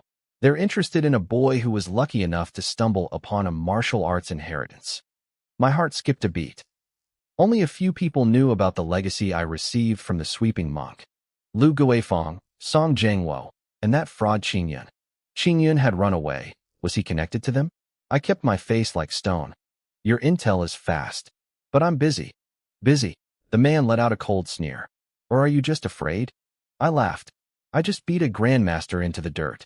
You think I'm afraid of a messenger boy? You? Enough, I said, waving him off. Go back and tell your bosses that if they want to see me, they can come here themselves. Sending a lapdog is just insulting. The man's face turned purple with rage. He took a deep breath, trying to suppress his fury. Song Yan, you're looking for death. You want to try me? I raised an eyebrow. I didn't wait for his answer. I surged my internal energy.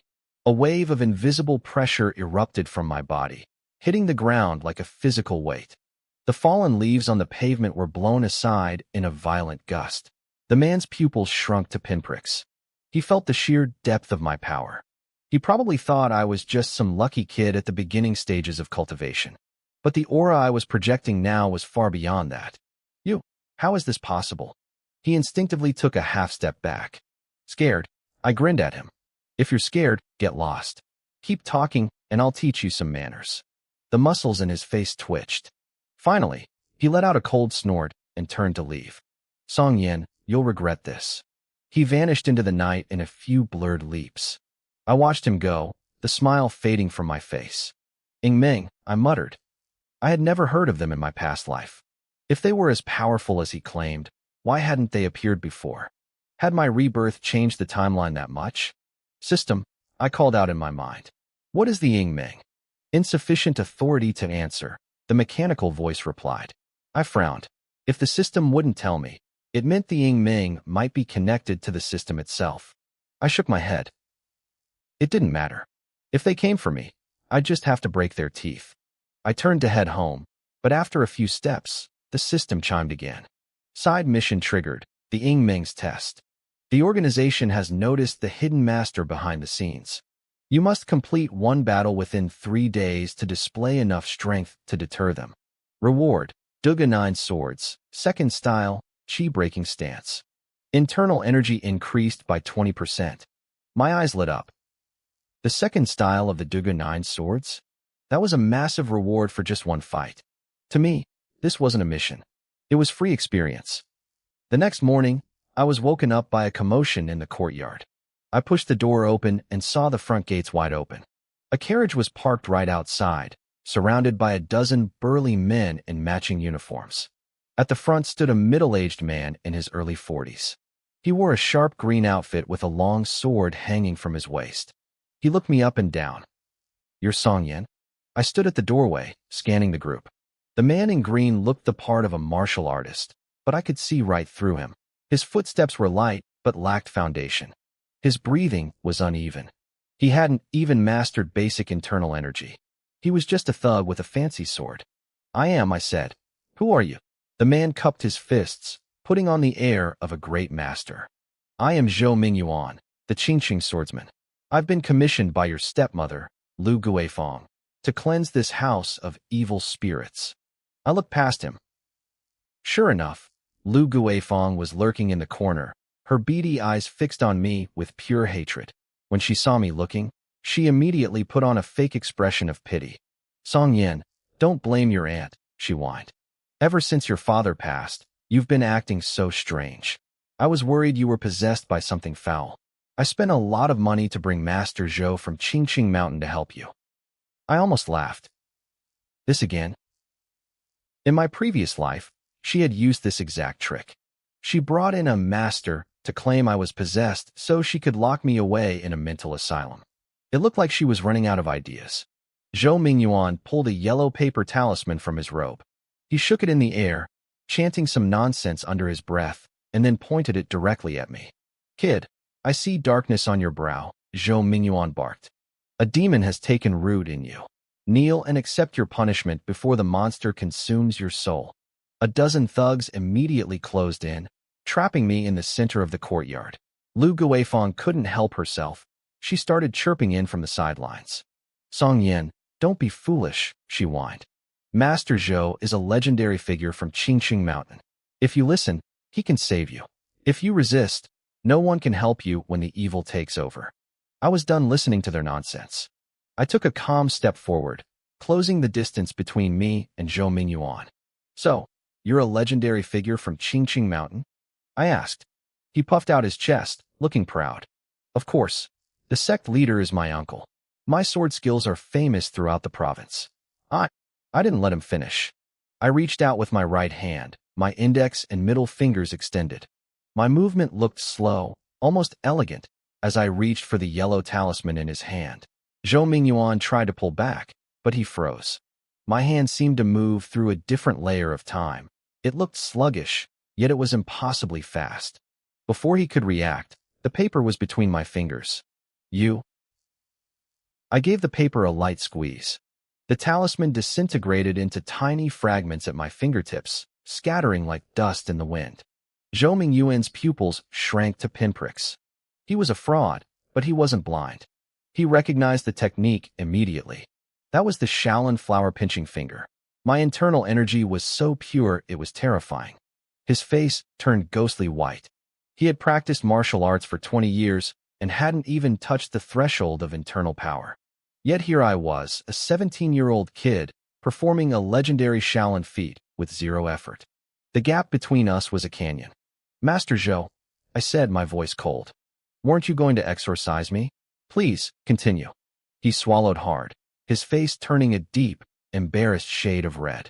The thugs looked at each other, their bravado vanishing. No one dared to move. Lu Guifeng started panicking. "Master Zhou, what are you waiting for? Do something." Zhou Mingyuan grit his teeth, suddenly turned around, and bolted. "Wait! Master Zhou, don't go!" Lu Guifeng screamed, chasing after him. "I'm done with this job," he yelled back, not even bothering to look at her. The dozen thugs didn't need to be told twice. They vanished in a heartbeat, following their master out the gate. Silence fell over the courtyard. Lu Guifeng stood there alone, her face a mask of hatred, frustration, and pure terror. Her features twisted into something ugly. I walked up to her. "Auntie," I whispered, "where did your high priest go?" She opened her mouth, but the words died in her throat. I gave her a small, mocking smile and turned to walk back into the house. Behind me, I could hear her nails digging into her palms. I knew that look in her eyes. She wasn't done. She wanted me dead.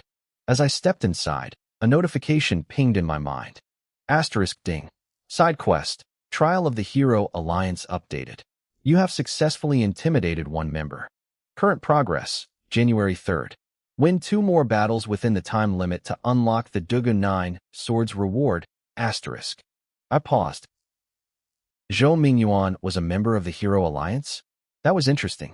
I was about to think it through when a cold, sharp voice echoed from the courtyard. Song Yin, come out and face me. I felt a chill.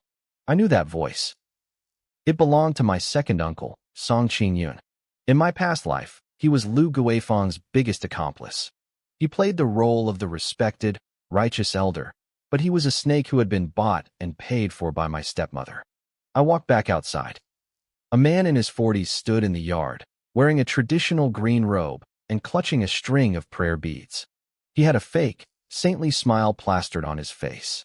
Second uncle, I said flatly. Song Qingyun looked me up and down. A flash of surprise crossed his face. He could tell my aura had changed, but he hid it quickly. Xiaoyan, I heard you were having some trouble, he sighed, sounding disappointed. I came to check on you. Trouble? I raised an eyebrow. What trouble? Your Aunt Lu said she brought someone to help you, and you beat him up and chased him away, he said, shaking his head. You're making things difficult for me. If word gets out, people will think the Song family raised a disrespectful brat. I felt like laughing. He was already setting the stage for Lu Guifang. Uncle, that man was a scammer. Chasing him away was a service to the family. Scammer? Song Qingyun's face darkened. He was a master from the Qingqing sect. What do you know? If your aunt didn't care about you, she wouldn't have spent so much money to save you from those evil spirits. Care about me? I laughed. Is that why she locked all of my father's antiques and paintings in her room? Is that her way of caring? His face shifted. He knew exactly what she was doing. She's just keeping them safe, he stammered. You're young. You don't know their value. She doesn't want you to get cheated. So, are you here to give them back to me? I asked. Song Qingyun was stumped for a second. Then he dropped the act. He grit his teeth and stepped closer. Song Yin, don't be ungrateful. Your father's things are his own. You don't have the right to inherit them yet. I'm here to tell you something important. He pulled a letter from his sleeve and tossed it onto the stone table. Before your father died, he left the deed to this house with me. His instructions were clear. This house belongs to your aunt until you turn 20. Only then can you inherit it. My blood ran cold. I remembered this. In my last life, I believed him.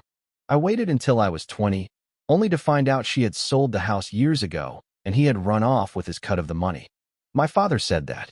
I asked, staring him down. I was there. I heard it with my own ears, he lied, his face remaining perfectly calm. If you don't believe me, you can go ask him yourself. Oh wait, he's dead. The cruelty in his voice was sharp. I kept my face expressionless. So, why are you telling me this now? He thought I was backing down. He looked smug. It means you can't live here for now. And your aunt has decided that since you won't behave, we're sending you to Qingqing Mountain. The monks there have agreed to take care of you. I narrowed my eyes. They weren't sending me for a cure. They were sending me to be a prisoner of the Qingqing sect. Once I was gone, they could strip the family name of every cent it had. Is that right? I asked. My word is final, he said, puffing out his chest. Fine, I said with a thin smile. But I want to see the will my father left behind. Song Qingyun blinked. Now. Right now, I said, holding out my hand. Since you brought the letter, I assume you have the will on you as well, don't you, uncle? I told Song Qingyun I wanted to see the will just to confirm its existence, but I already knew the truth. He hesitated. He and Lu Guifang had forged the document, and they knew the signatures and seals wouldn't hold up to any real scrutiny. But if he refused to show me now, he'd look guilty. Fine. Look all you want, Song Qingyun snorted. He reached into his robe and pulled out a piece of yellowed paper. I took it and scanned the lines. The handwriting looked exactly like my father's at a glance. But as I looked closer, I saw the flaws. My father's writing was always sharp and vigorous. This script was soft and weak, a clear imitation. More importantly, the signature was missing a specific detail.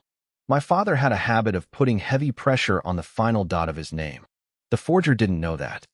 I crumpled the paper slightly in my hand and looked up at him. Uncle, this letter is a fake. Song Qingyun's face turned pale. Nonsense. I'm not lying, I said calmly. My father had a habit of making the final dot in his signature very large. This one is barely a tap. Besides, the age of the paper is wrong. My father has been dead for 2 years, but this paper has only been yellowed for maybe 6 months. Song Qingyun's expression turned ugly. He hadn't expected me to spot so many flaws. You're talking trash. Your father wrote that with his own hands, he shouted, his voice trembling with forced bravado. I smiled. I slowly raised my left hand and activated the flower-pinching finger technique. I flicked a tiny, invisible strand of internal energy from my fingertip. Sizzle. A wisp of blue smoke rose from the forged will. In an instant, the paper burst into flames. What are you doing? Song Qingyun screamed, lunging to grab it. The fire moved too fast. Within seconds, the letter turned to ash and drifted onto the stone table. Song Yan, how dare you? He roared, shaking with rage. You destroyed your father's final words. I brushed the ash off my hands. Uncle, that letter was a lie. I burned it so it couldn't hurt anyone else. As for the real will, I'll bring it to you once I find the evidence. Song Qingyun looked like he was about to explode. He was determined to break me today. But before he could speak, the sound of heavy, rhythmic footsteps echoed from outside the courtyard. Is the young master of the Song family in? A booming voice called out. My master requests his presence. I turned toward the gate. A row of men dressed in black martial outfits stood there. At their head was a middle-aged butler with a polite smile that didn't reach his ice-cold eyes. Hanging from his belt was a medallion carved with a soaring eagle. My pupils contracted. The Eagle Alliance. In my past life, the Eagle Alliance was a dominant power in the Southwest martial world. They were bullies who lived by stepping on others. Their arrival now meant only one thing. Lu Guifeng was playing dirty again. Sure enough, Lu Guifeng's face lit up. She rushed toward them with a fawning grin. Butler Chun. You've arrived. Butler Chun gave a slight nod, his gaze moving past her to land on me. So, this is the young master? I cupped my hands respectfully. I am Song Yan. May I ask why the Eagle Alliance has graced my humble home? Butler Chin narrowed his eyes, studying me. He let out a short laugh. Interesting. A boy your age facing the Eagle Alliance without flinching? You're much stronger than the rest of the trash in this family. The insult was blunt. Lu Guifeng's smile froze, but she didn't dare talk back. I realized then that she had invited wolves into her home just to deal with me. You flatter me, I said evenly. Please, state your business. Butler Chin pulled a letter from his sleeve and tossed it to me. I caught it and opened it. My heart sank. The handwriting was nearly perfect. Asterisk my son, Song Yan. If an envoy from the Eagle Alliance comes with this letter, give them the sandalwood box buried under the pear tree in the south courtyard. This item is of great importance. Do not let it fall into other hands. Signed, Song Yuanshan, asterisk. I stared at the letter. My father had never mentioned the Eagle Alliance, nor any hidden treasure. And while the handwriting was an incredible forgery, I had studied calligraphy under him for years. I saw the telltale sign. When my father wrote the character for mountain, the final stroke always had a slight curve. In this letter, it was perfectly straight. This was another fake. Someone was using the Eagle Alliance to strong-arm me into giving up a family treasure. I folded the letter and tucked it into my robe, keeping my face unreadable. Well, Butler Chin asked, do you recognize the letter? I do, I lied with a thin smile. It looks like my father's writing. However, I looked him dead in the eye. My father says to give you a sandalwood box, but he never mentioned one to me. In fact, I've never even seen a pear tree in this courtyard. Butler Chin's smile turned cold. Are you going back on your father's word, boy? I wouldn't dare, I said, my voice steady. But this involves my father's legacy. If the Eagle Alliance truly had an agreement with him, I ask for real proof. Or perhaps the person who made the agreement can come here himself. Lu Guifeng panicked. Song Yan, how dare you be rude to guests from the Eagle Alliance? Your father absolutely had an agreement. The item is under the pear tree. If you don't hand it over, the entire Song family will suffer. I laughed. Auntie, how do you know what's under the tree? Did you see it yourself? Or did you hire someone to write this letter? Her face turned bright red. You're talking nonsense. Song Qingyan jumped in. Song Yin, this is too much. I know you're angry, but you can't play games with the Eagle Alliance. Do you have any idea who they are? I turned a cold gaze on him. Uncle, you took money from my stepmother to forge a will and ruin me.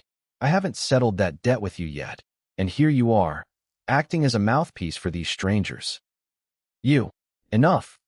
Butler Chin's voice wasn't loud, but it carried a wave of internal energy that made everyone's ears ring with pain. He glared at me. It seems the young master doesn't want to cooperate. I stood my ground, hands behind my back. I said if there is proof, I will comply. But I won't hand over my father's things based on a suspicious letter. A murderous glint flashed in Chen's eyes. The four men behind him stepped forward in unison, their auras sharp as blades. The air in the courtyard grew heavy. My hand drifted toward the jade whistle hidden in my sleeve. Right then, I felt a strange warmth coming from the fake letter in my robe. A faint thread of internal energy seeped out of the paper and entered my fingertips. Then, a familiar, whispery voice echoed in my mind. Asterisk young friend, the sandalwood box is buried 3 feet under the pear tree. Inside is a fragment of the great Vairocana Sutra. The Eagle Alliance is evil. You must not let them have it. To resolve this, use the music score at your waist. Infuse it with your energy to trigger a resonance with the box. My heart jumped. That voice, it was my master, the sweeping monk. I took a deep breath. I slowly pulled the jade whistle from my robes.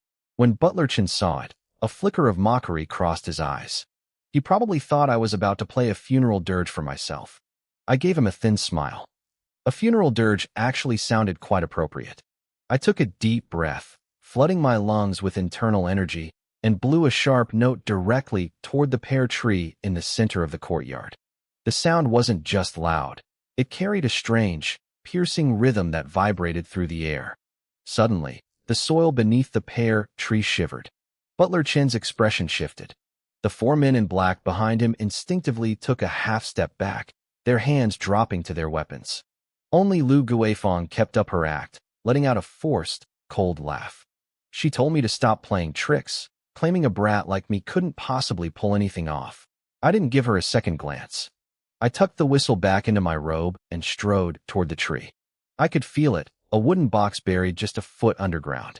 My internal energy had wrapped around it, creating a resonance that turned the packed earth soft and loose.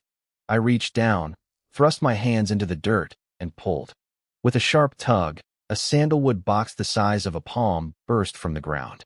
It was carved with intricate lotus patterns and felt heavy with age. A yellowed talisman was stuck to the lid, bearing 4 words, 18 directions arise. Butler Chin's eyes narrowed instantly. He dropped the pleasantries and told me he was there on his master's orders, demanding I hand the box over. I asked him whose orders he was following. I reminded him that he'd already forged my father's handwriting once, so his words meant nothing to me. His face darkened. He told me I was choosing the hard way and stepped forward. I didn't flinch. I gripped the edge of the box, and a faint golden light shimmered from my fingertips. It was the protective internal energy the sweeping monk had taught me. I'd only practiced for a few days, but it was enough to radiate a pressure that stopped the 4 bodyguards in their tracks. They looked at each other, frozen by an invisible force they couldn't understand. Butler Chin looked stunned. He couldn't figure out when the useless, young master had learned such skills. Lu Guifeng started panicking, screaming at the butler not to let me escape with what she assumed was the will. Enough, I barked, turning a gaze on her that felt like a physical blade. I told her straight to her face that she had conspired with outsiders to steal my family's estate. I told her that if my father's spirit was watching, she'd be the first one he'd come for. She stumbled back, her lips trembling, unable to find a comeback. Song Qingyun stood there with a face like lead, too terrified to even open his mouth. Butler Chin took a deep breath and gave me a long, calculating look. He cupped his fists in a mock gesture of respect. He realized I wasn't giving it up easily and decided to head back to report to his master. With a wave of his hand, he and his men vanished from the courtyard. Seeing her backup leave, Lu Guifeng turned pale. She tried to stammer out a threat, telling me to just wait and see. I gave her one word: get out.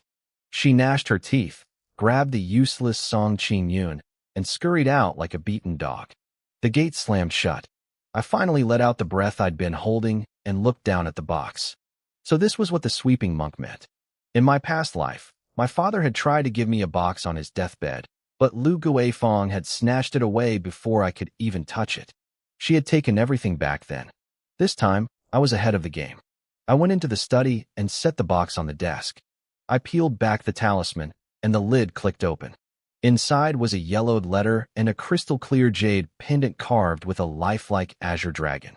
The dragon had 5 claws, radiating a quiet, ancient authority. The jade felt warm in my hand, almost like it had a pulse. I opened the letter. My father's familiar handwriting hit me like a physical blow. He wrote that by the time I read this, he would likely be gone. He warned me that the family assets were being targeted and that Lu Guifeng was not the kind woman she pretended to be. He had known about her betrayal, but was too sick to stop it. He told me not to fight her directly, but to stay alive and head to the Drunken Immortal restaurant in the east of the city. I was to find a man named Old Zhang. The letter was short, but every word felt heavy with desperation. My father had known everything. In my last life, I was just too blind to see it. I folded the letter, tucked the jade into my shirt, and looked out the window. The Eagle Alliance. That was the name Butler Chen had mentioned. They wanted this box badly, but there was nothing in here but a letter and a pendant. Why were they so desperate? As I pondered this, the jade against my chest suddenly flared with heat. A mysterious current of energy surged from the stone into my body, merging perfectly with the Vajra energy I already possessed. The sweeping monk's voice echoed in my head again. He told me the jade was spiritual and would nourish my meridians. I had officially touched the threshold of qi sensing. If I practiced hard, I could truly master the basics within 3 days. I felt a surge of hope. 3 days. In 3 days, I would be a real martial artist. And in 3 days, I would go to the Drunken Immortal restaurant. I had a feeling Old Zhang wasn't just some random tavern keeper. The real game was just beginning. I changed into a set of clean clothes and tucked the jade pendant securely against my skin. I pushed open the door and stepped outside. The pear blossoms in the courtyard had mostly withered, covering the ground in a layer of white petals. Lu Guifeng's courtyard was eerily quiet. There were no voices, and even the servants seemed to have vanished. After the scene I caused yesterday, she probably hadn't figured out how to deal with me yet. I let out a cold laugh and walked straight out of the estate. The Drunken Immortal restaurant sat on the most prosperous street in the eastern part of the city. It was a grand 3-story building with vermilion doors and a gleaming gold-lettered sign. Carriages crowded the entrance, and a constant stream of wealthy customers flowed in and out. It was clearly a place for the city's elite. I stood outside for a moment, looking up at the plaque. To the world, it was just a high-end tavern. I took a breath and stepped inside. A waiter immediately approached me. He scanned me from head to toe, noticing my plain clothes and the dust on my boots. His expression shifted into a look of disdain. He told me that the minimum spend here was 2 taels of silver and asked if I was sure I belonged. I didn't say a word. I simply pulled out a single copper coin and placed it on the table. It looked like an ordinary coin, but the waiter's face went pale the moment he saw it. His attitude flipped instantly. He bowed slightly, his voice trembling as he asked who I was looking for. I told him I was there for Old Zhang. The waiter's expression became even more complex. He lowered his voice and told me to follow him. He led me through the main hall, around a large screen, and down a narrow, hidden corridor. At the end of the hall was an unremarkable wooden door. The waiter knocked 3 times, paused for 2 breaths, and then knocked twice more. The door opened from the inside. A gray-robed elderly man stood there, his eyes sharp as knives as he scanned me. He asked if I was the young master of the Song family. I told him I was, and he signaled for me to enter. The room was small, containing only a square table, 2 chairs, a pot of tea, and some snacks. A middle-aged man in a green robe sat there, leisurely sipping his tea. He looked to be in his 40s, with a lean face and piercing eyes. I could feel a faint, sharp aura radiating from him, the unmistakable mark of a true master. I asked if he was Old Zhang. He set down his cup and smiled, telling me his name was Zhang Yu and that my father, Song Tsangxing, was an old friend. He pointed to the chair opposite him and told me to sit. I sat down, but my eyes stayed fixed on his hands. They were steady, with thick knuckles and heavy calluses at the base of his thumbs. Those were the hands of a man who had spent decades wielding a blade. He asked if I had read my father's letter. I told him I had. Then he asked for the jade. I pulled it from my shirt and placed it on the table. Zhang Yu picked it up, a flash of complicated emotion crossing his eyes before he pushed it back toward me. He warned me to keep it safe, saying it was far more important than I could imagine. I frowned and asked what the jade really was. Zhang Yu stayed silent for a moment.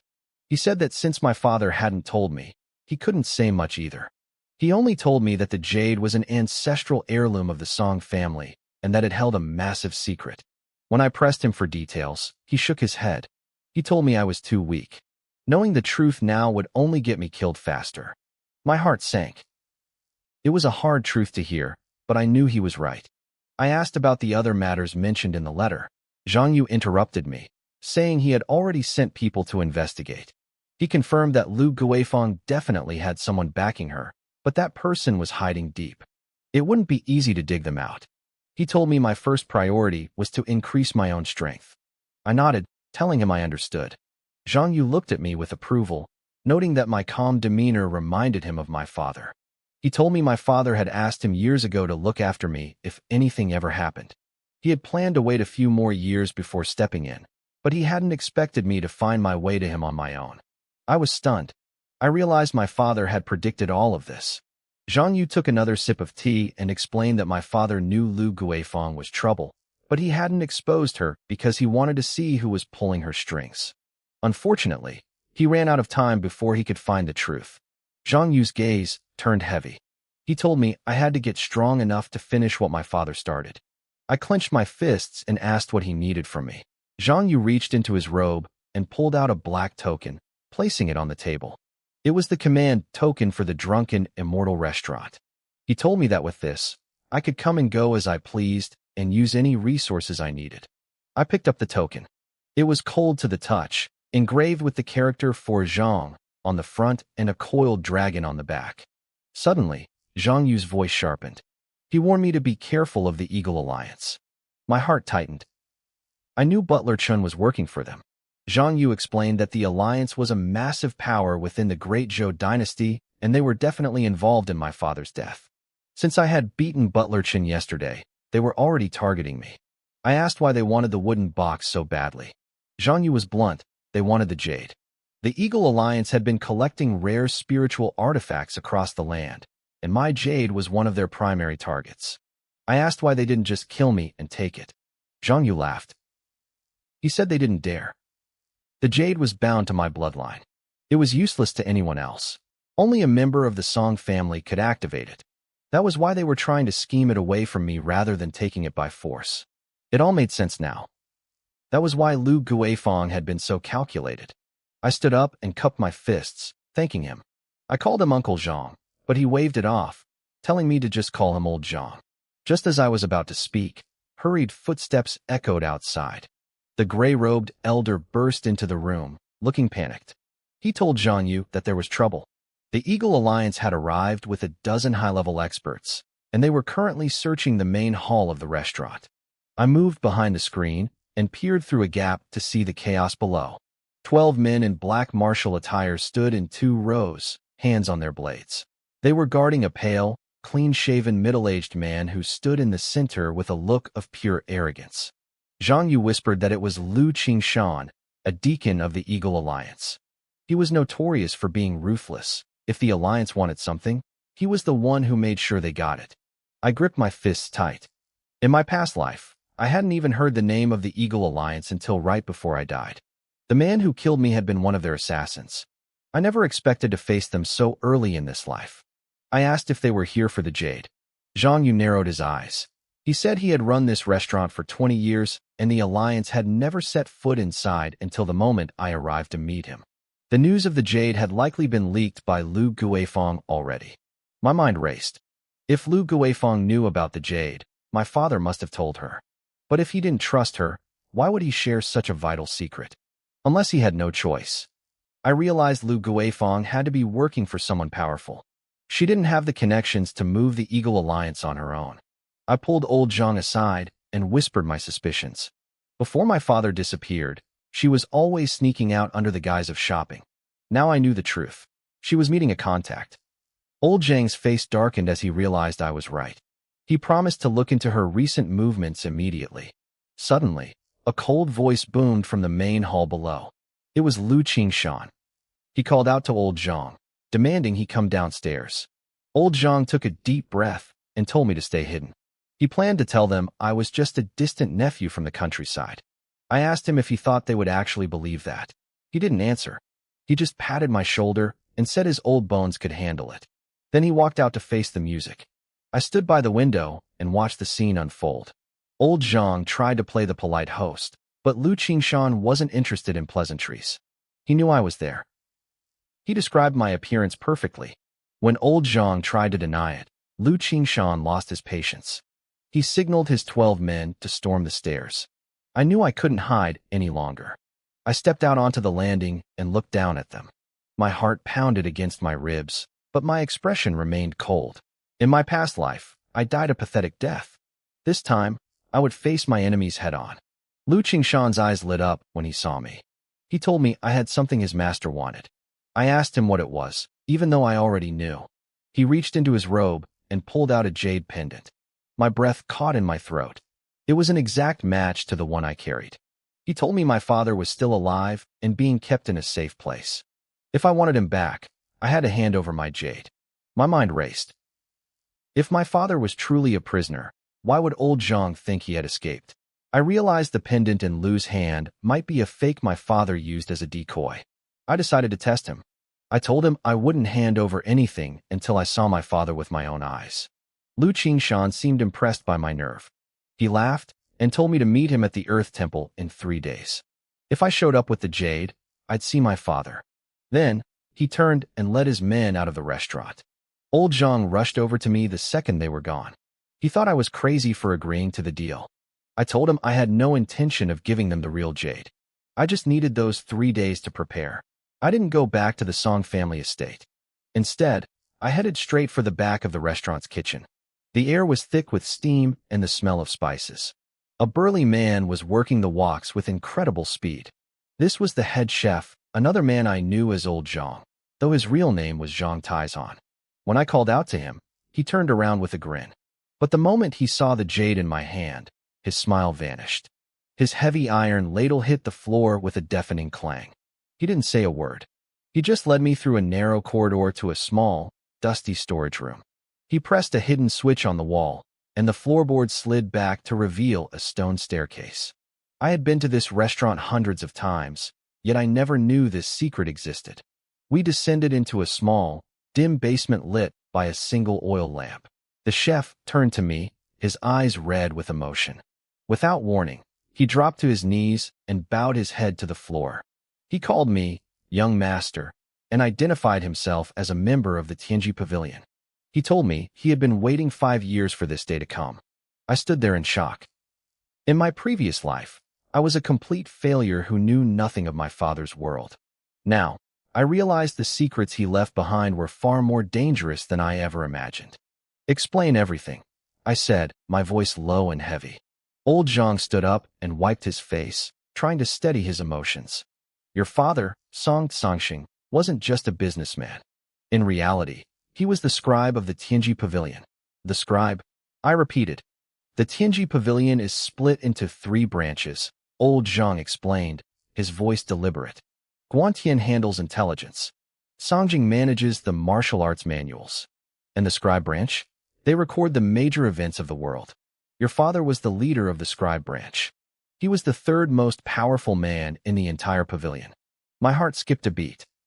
The Tianji Pavilion held the most secret martial arts information and power maps in the martial world. Even the ultimate techniques of the great sects had backups stored in their archives. Old Zhang pointed to the scrolls lining the walls. These were all left behind by your father. I walked over and unfurled one. It was covered in tiny, dense handwriting. It was the complete mental cultivation technique for the Tai sword. Every move and every trick for circulating energy was marked with absolute precision. If this got out, the entire martial world would go insane. My father, he never told me any of this, I said, my voice raspy. He was trying to protect you, old Zhang sighed. The Tianji Pavilion is massive, but it's not peaceful inside. Your father knew too many secrets. He was a target. He kept you in the dark because he didn't want you dragged into the fire. I looked at the jade pendant in my hand. Is this why Lu Guifeng wants the jade? Because of the pavilion? Exactly. Old Zhang's expression turned grim. Do you really think a woman like Lu Guifeng would have the guts to move against you on her own? She has someone backing her. Someone who wants to use her to steal your father's token and seize control of the scribe branch. Who is it? I asked. Old Zhang shook his head. I haven't found out yet. But they're powerful. Lu Guifeng has been meeting with martial arts figures frequently over the last few years. That person is likely the one pulling the strings. I thought of Lu Qinghan's arrogant face and the thugs who had come to my door. If the pavilion was this important, then Lu Qinghan was just a small piece of a much larger game. Xiaoyan, old Zhang said, gripping my shoulder. This jade is like an imperial decree within the pavilion. With it, you can command every man and resource the scribe branch owns. But remember, the number of people who want to kill you for it is more than you can imagine. I didn't answer. I just squeezed the jade until my knuckles turned white. I looked up, my eyes cold as ice. Then let them come. My father gave his life to protect this. No one is taking it from me. The oil lamp flickered in the secret room, casting long, dancing shadows against the stone. Uncle Zhang, I said, staring at him. Does this jade have anything to do with how my father really died? Old Zhang remained silent for a moment. He turned to a hidden compartment and pulled out a rusted iron box.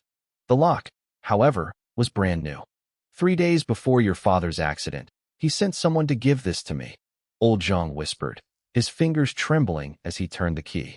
He said if he didn't come back, I was to give this to you. The lid creaked open. My pupils contracted. Inside was a letter and another half of a jade pendant. It was identical to the one I held, but snapped down the middle with a jagged edge. The half you have was left to you by your mother, old Zhang said softly. This half was the one your father kept for himself. I picked up the new piece. Under the dim lamplight, the two halves fit together perfectly. The seal was complete. I tore open the yellowed envelope. The handwriting was my father's, bold and powerful, yet slightly shaky. I knew that shake. He only wrote like that when he was in a hurry. Asterisk Xiaoyan, if you are reading this, do not cry. I have lived a full life, and I do not fear death. But there are things you must know. The Song family was never just a family of merchants. We were founding members of the Tianji Pavilion. On the surface, the pavilion preserves martial arts. In reality, it is the barrier that suppresses the evils of this world. The scribes hold the core secrets. Lu Guifeng is not a normal woman. The power behind her is more terrifying than you think. I realized her identity too late. She poses as a commoner, but she is a plant from an evil sect. Her goal is the scribe command, the jade in your hand. I split the jade in two. One half to keep you alive, the other as a fallback. But the jade's true power only awakens when the halves are joined. If you are reading this, I am gone. Remember 3 things. First, never believe a word Lu Guifeng says. Second, the complete jade can unlock the pavilion's highest martial arts, but it comes at a great price. Third, the person behind Lu Guifeng is dangerous. Do not make the same mistakes I did. The writing at the end became a scrawl. The best thing I ever did was marry your mother. The worst was trusting Lu Guifeng. Stay alive. My hand trembled as I held the paper. In my past life, I thought she was just a greedy stepmother. I never realized the conspiracy went this deep. Uncle Zhang, I said, looking up. How long has she been in the Song family? He did the math quickly. 12 years. 12 years. She entered our home when I was only 6. My father had been investigating her in secret all this time, but he couldn't get the proof he needed until it was too late. Where is she now? I asked. She made a scene in the restaurant earlier, but after you drove her off, I had my men follow her, old Zhang said, pulling a small slip of paper from his robe. Half an hour ago, she entered Qingfeng Alley. She hasn't come out. My eyes narrowed. Qingfeng Alley. It was the most notorious district in the capital, full of brothels, gambling dens, and the underground black market. Why would a respectable widow go there? I'm going, I said, tucking the jade and the letter into my clothes. Xiaoyan, wait, old Zhang blocked my path. Qingfeng Alley is a den of snakes. It's too dangerous for you alone. Let me call some reliable brothers to go with you. No, I shook my head. I'll be faster on my own. I need you to check something else. Find out if Lu Guifeng has had contact with any outside forces over the years, other than the Song family business. Old Zhang's face paled. You mean? My father said she wasn't ordinary. I believe him, I said coldly. Nobody in the capital knew where she came from 12 years ago. A normal woman can't hide her past that well. The air in the room turned heavy. Old Zhang took a deep breath. Fine. I'll send my men to investigate immediately. Just be careful. There are many masters hiding in that alley. I know. I stepped out of the secret room, slipped through the back door of the kitchen, and vanished into the night. Qingfeng Alley was only 3 blocks away, and I was going to find out exactly who my mother really was. Qingfeng Alley felt like a different world. Back at the Drunken Immortal restaurant, the streets were filled with bright lanterns and bustling crowds. But here, the light seemed to be swallowed by the shadows. Dim lanterns hung at the entrance of the alley, casting long, eerie flickers against the narrow storefronts. Most of these places didn't even have signs. Occasionally, a dark figure would dart across the path and vanish into the gloom. I didn't rush. I walked at a steady pace, but my senses were dialed to the maximum. Thanks to my training, my perception covered every inch of the space around me. Nothing could move without me knowing. Deep in the alley, outside the 3rd storefront, 2 burly men stood guard. I stopped about 20 paces away. I recognized one of them immediately. His name was Su, and he was Lu Guifeng's personal bodyguard. He had joined the Song household 5 years ago. Old Zhang's intel was spot on. Lu Guifeng was definitely inside. I started to turn, planning to find a back way in, but Su was sharper than I expected. He whipped his head around and locked eyes with me. His pupils shrunk in shock. Before I could even blink, he reached for the saber at his waist. Young master, what are you doing here? He didn't get a chance to finish. I moved like a blur. By the time his blade was halfway out of its sheath, I was already on him. I slammed my palm into his chest with a heavy thud. The force sent him flying backward, crashing through the wooden doors of the shop behind him. The second guard tried to draw his weapon, but I flipped my hand and caught his wrist. I gave it a sharp, brutal twist. The sound of his bones snapping echoed through the quiet alley. Before he could even scream, I chopped the back of his neck, and he slumped to the ground like a sack of flour. Assassins, a panicked voice screamed from inside. I kicked the broken door open and stepped into the dim room. Under the flickering candlelight, I saw Lu Guifeng sitting calmly in a high-backed chair. 2 men stood before her, a middle-aged scholar in a green robe and a lean, wiry man dressed entirely in black. Lu Guifeng's face paled for a split second when she saw me, but she regained her composure remarkably fast. She picked up a teacup and took a slow, deliberate sip. Xiaoyan, she said softly, you really are smarter than your father. I didn't bother answering. I reached out, grabbed an iron sword hanging from the wall, and let the tip drag across the floor. The screeching sound of metal on stone was like nails on a chalkboard. Tell me, I said, my voice cold and devoid of emotion. Who are you really working for? The flickering light danced across my face as the sword left a long scratch in the floorboards. Lu Guifeng set her cup down, a mocking smile playing on her lips. Xiaoyan, pointing his sword at me, are you planning to commit murder in your own home? My home. I let out a harsh laugh. This house belongs to my father, Song Tsong. You're just a venomous woman who crawled in to steal it. Presumptuous. Lu Guifeng slammed her hand on the table, making the tea splash everywhere. Your father respected me above all others. He would never tolerate such rudeness. I am your stepmother. I am your elder. An elder? I stared her down, slowly raising the sword. My father's death. You had something to do with it, didn't you? The room went deathly silent. The scholar in green narrowed his eyes, studying me. The man in black shifted closer to Lu Guifeng, his hand hovering over a short blade at his waist. Lu Guifeng stayed quiet for a moment, then she laughed. Song Tsong was a useless waste. He spent his whole life guarding a few scraps of ancestral property. She stood up and stopped 3 paces away from me. Even on his deathbed, He was still thinking about passing the business to you. Pathetic. So you killed him, I growled.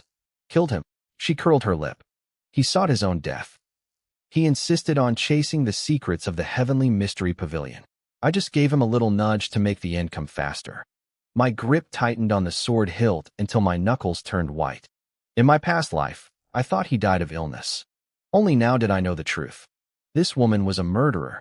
You have the half-jade pendant, don't you? She asked suddenly. I didn't answer. She kept talking as if I had. The pendant your father got from Qingfeng Alley is connected to the heavenly mystery pavilion. He hid it, thinking I didn't know. How laughable.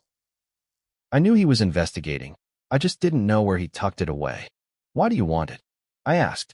That's not for you to know, she snapped, her expression darkening. Xiaoyan, for the sake of the years I spent with your father, I didn't want to make this ugly.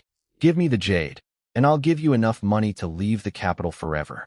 Otherwise, she pointed to the man in black. This is Iron Hand Han of the Blood Shadow building.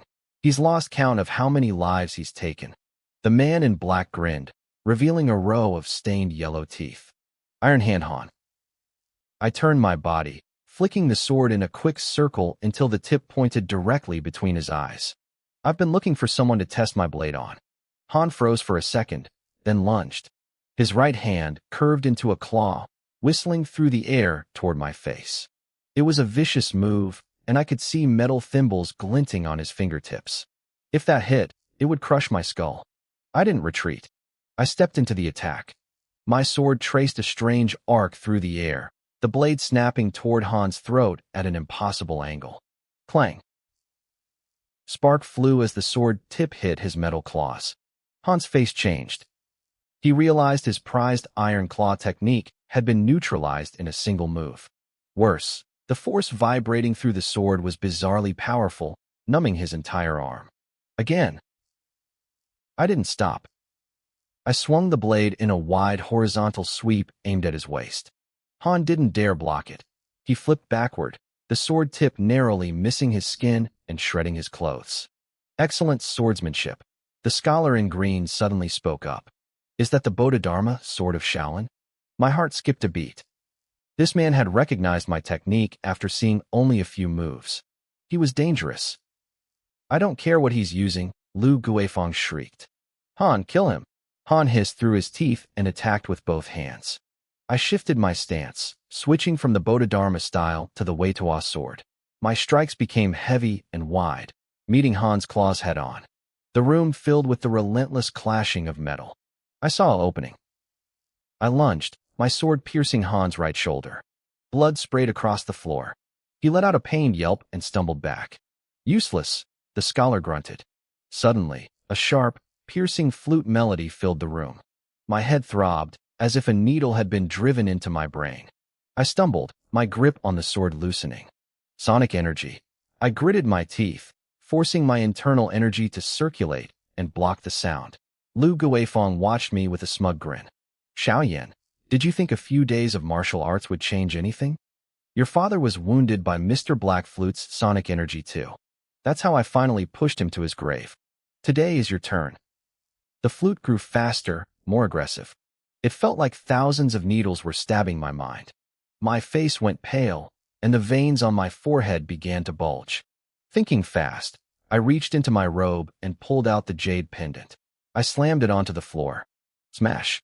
The jade shattered, and a streak of golden light shot upward, piercing through the roof. The scholar's face went pale. No, he's summoning the gatekeeper of the heavenly mystery pavilion. Lu Guifeng panicked. Han, ignoring his wound, tried to lunge at me one last time. But before he could reach me, a dark shadow dropped through the hole in the roof.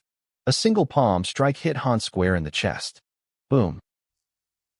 Han flew across the room and slammed into the wall, coughing up a mouthful of blood. A man in a gray robe stood before me, holding a fly whisk. He looked at Lu Guifeng with calm, steady eyes. The gatekeeper, Qin Mo. Lu Guifeng's confidence crumbled. She backed away, trembling. How did you have that? I wiped a streak of blood from my lip and stared at my stepmother. My father left me more than just a piece of jade, I said, every word dripping with ice. He left me a letter. It said that if you ever showed your true face, I should break the jade and ask the gatekeeper to clean out the house. I stared at my stepmother's body as it hit the floor with a heavy thud. Lu Guifeng didn't even have time to scream before the life left her eyes. I stood there in the silence, watching her, my mind a blur of cold fury and confusion. The gray-robed old man, Qin Mo, pulled back his fly whisk and turned to me. "The master wanted me to give you a message," he said calmly. I looked up, my voice steady despite the adrenaline. "What message?" "Half a year ago," Qin Mo began, his eyes narrowing. "He discovered the truth in Qingfeng Alley. The traitor within the heavenly mystery pavilion. It wasn't Lu Guifeng." My pupils drifted wide. My heart hammered against my ribs. If it wasn't her, then who is it? The old man looked at me deeply, a faint, cryptic smile playing on his lips. "The master said the answer is hidden in your jade pendant." I scrambled to the floor and gathered the broken shards of the jade I had just smashed. My fingers trembled as I turned the pieces over. There, etched into the back of one jagged fragment, were two words, Song Fu. I felt a chill run down my spine. Song Fu, my own family home. The traitor wasn't just a relative. They were still hiding right under my nose, inside the very walls where I slept. Qin Mo glanced at the corpse on the ground. "Before your father passed, he told me that if you ever gained the power to activate that jade and summon me, you were ready to know the truth. He didn't expect you to reach this level so quickly." "Who killed my father?" I asked. My voice sounded like cracking ice. "Lu Guifeng was just a pawn," Qin Mo replied. "A tool used to push him toward his grave. The real mastermind is someone else entirely. 20 years ago, a supreme treasure was stolen from the Heavenly Mystery Pavilion. Rumor says it's connected to the Song family. That person has been lurking in your house ever since. By the time your father realized the truth, it was too late." The image of my father's pale, gaunt face on his deathbed flashed through my mind. It felt like a knife twisting in my chest. "Tomorrow at dawn, I will wait for you at the 10-mile pavilion outside the city," Qin Mo said. His body began to fade like mist in the wind. "I'll stay for 3 days. If you want to know more, come find me." Then he was gone. I didn't stay in that room. I moved through the shadows of the estate, my senses heightened. Suddenly, I heard a voice that made my blood run cold. It was Lu Guifeng. "I sent Iron Hand Han and Mr. Black Flute to kill him," she hissed, her voice dripping with suppressed rage. "But there's been no news." "Iron Hand Han, Black Flute," a man's voice replied with a cold sneer. "You underestimated the boy. My people saw him in the south of the city today. He crippled 3 experts from the Blood Shadow building in a single move. How can he be that strong?" Lu Guifeng demanded. "The legacy of the Heavenly Mystery Pavilion must be on him." I peered through a gap in the roof tiles. Below me, a man in a black cloak stood up, revealing eyes as sharp and cold as a predator's. "We must get it," the man said. "I've already contacted the Qingqing sect," Lu Guifeng said confidently. "They owe me a favor. Elder Zhang Songyan promised to send 3 elite inner disciples. No matter how many tricks that brat has, he can't stop the Qingqing sword style." The man in black stayed silent for a moment. "Not enough." "What?" "He has the Heavenly Mystery Token. Those Qingqing disciples won't be a match for him." The man pulled out a black iron plate. "Tell your people to find Boss Chun at the Wanhua building. Tell him the code, July 15th.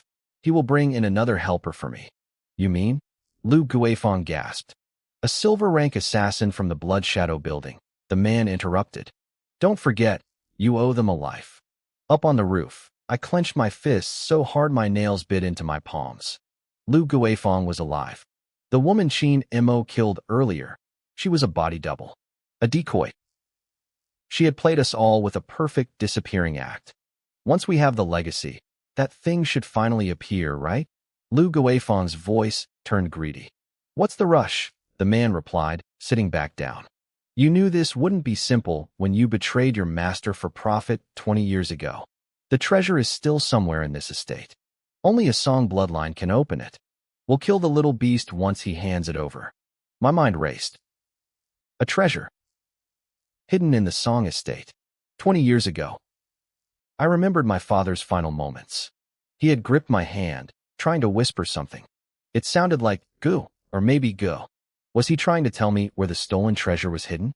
Zhang Songyin will be here in 3 days, Lu Guifeng sneered. I want to see how much longer that brat can keep jumping around.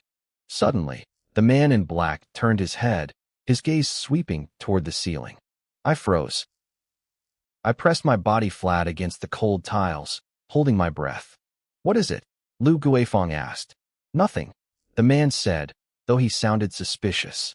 Probably just the wind. Sweat beaded on my forehead. This man's senses were terrifying. I had to get whatever my father left for me before the Qingqing sect and the silver rank assassin arrived. But who was this man? How did he know our family secrets? And who did Lu Guifeng betray 20 years ago? The mysteries were piling up, but I forced myself to stay calm. I couldn't move yet. I had to wait until tomorrow to see Qinimo. But then, a sharp, piercing bell rang out inside the room. The man in black stiffened. Damn it! The gatekeeper has been alerted. Lu Guifeng jumped up. What does that mean? Someone used the jade to summon Qinimo, the man growled, spinning around. The boy already knows. My heart leaped into my throat. I was exposed. The wind felt like a blade against my face as I realized I couldn't hide any longer. This man was likely at the great success stage of internal energy. If I stayed, I was dead. I turned and vanished into the night. Trying to fight him head-on was suicide. It would be like throwing an egg against a rock. Behind me, I heard the crash of a door being kicked open. Chase him. That kid couldn't have gone far. Lu Guifeng's voice was a sharp, ear-piercing screech. I flipped onto the roof, my toes tapping lightly against the tiles. I moved like a bird, gliding through the air like a swallow. I used the Shaolin light body technique, sticking close to the eaves and moving with incredible speed. Suddenly, a cold whistling sound cut through the air behind me. My pupils shrank. I jerked my body to the side just in time. A flying dagger grazed my cheek and thudded into the roof ridge. The blade hummed with vibration, its red tassel shaking violently. Fast reflexes, a cold, sinister voice drifted up from below. I spun around and looked down. A middle-aged Taoist priest in a green robe stood in the courtyard. He held a horsetail whisk and stared at me with icy eyes. He was lean, but his temples bulged, a clear sign of a master who trained both internal and external martial arts. He was from the Qingqing sect. My heart sank. Lu Guifeng had mentioned contacting them in the Blood Shadow Pavilion, but I didn't expect them to arrive this quickly. Little friend, why don't you come down and chat? The Taoist had a gentle smile on his face, but his eyes were as sharp as a hawk's. I let out a cold snort and didn't bother answering. I turned to run. You want to do this the hard way? The smile froze on the priest's face. He flicked his wrist. 3 streaks of cold light shot through the air. They were several times faster than the dagger from before. I quickly activated the Vajra body. A golden flash flickered inside me, and a faint metallic glow surfaced on my skin. Clang, clang, clang. The 3 silver needles hit the golden light, making the sound of metal striking metal before bouncing off. Surprise flashed in the Taoist's eyes. The Vajra body? Shaolin Kung Fu. I didn't answer. I used that split second of distraction to leap dozens of yards away. Where do you think you're going? The Taoist roared. He launched himself off the ground, chasing me with unbelievable speed. I felt a chill. This priest's movement technique was top tier, the Qingqing sect's wind-chasing steps. He was built for speed. At this rate, he'd catch me in seconds. In the heat of the moment, a spark of inspiration hit me. I remembered a secret technique the sweeping monk taught me, the Vajra demon-subduing circle. It was one of the 72 Shaolin arts. It used internal energy to create a barrier that could trap enemies or protect the user. I skidded to a halt and traced an arc with my palms. Golden light erupted. A circular barrier of golden energy solidified around me, spanning about 3 feet. My palms released a staggering amount of pressure. The Taoist caught up and his face changed instantly. The demon-subduing circle?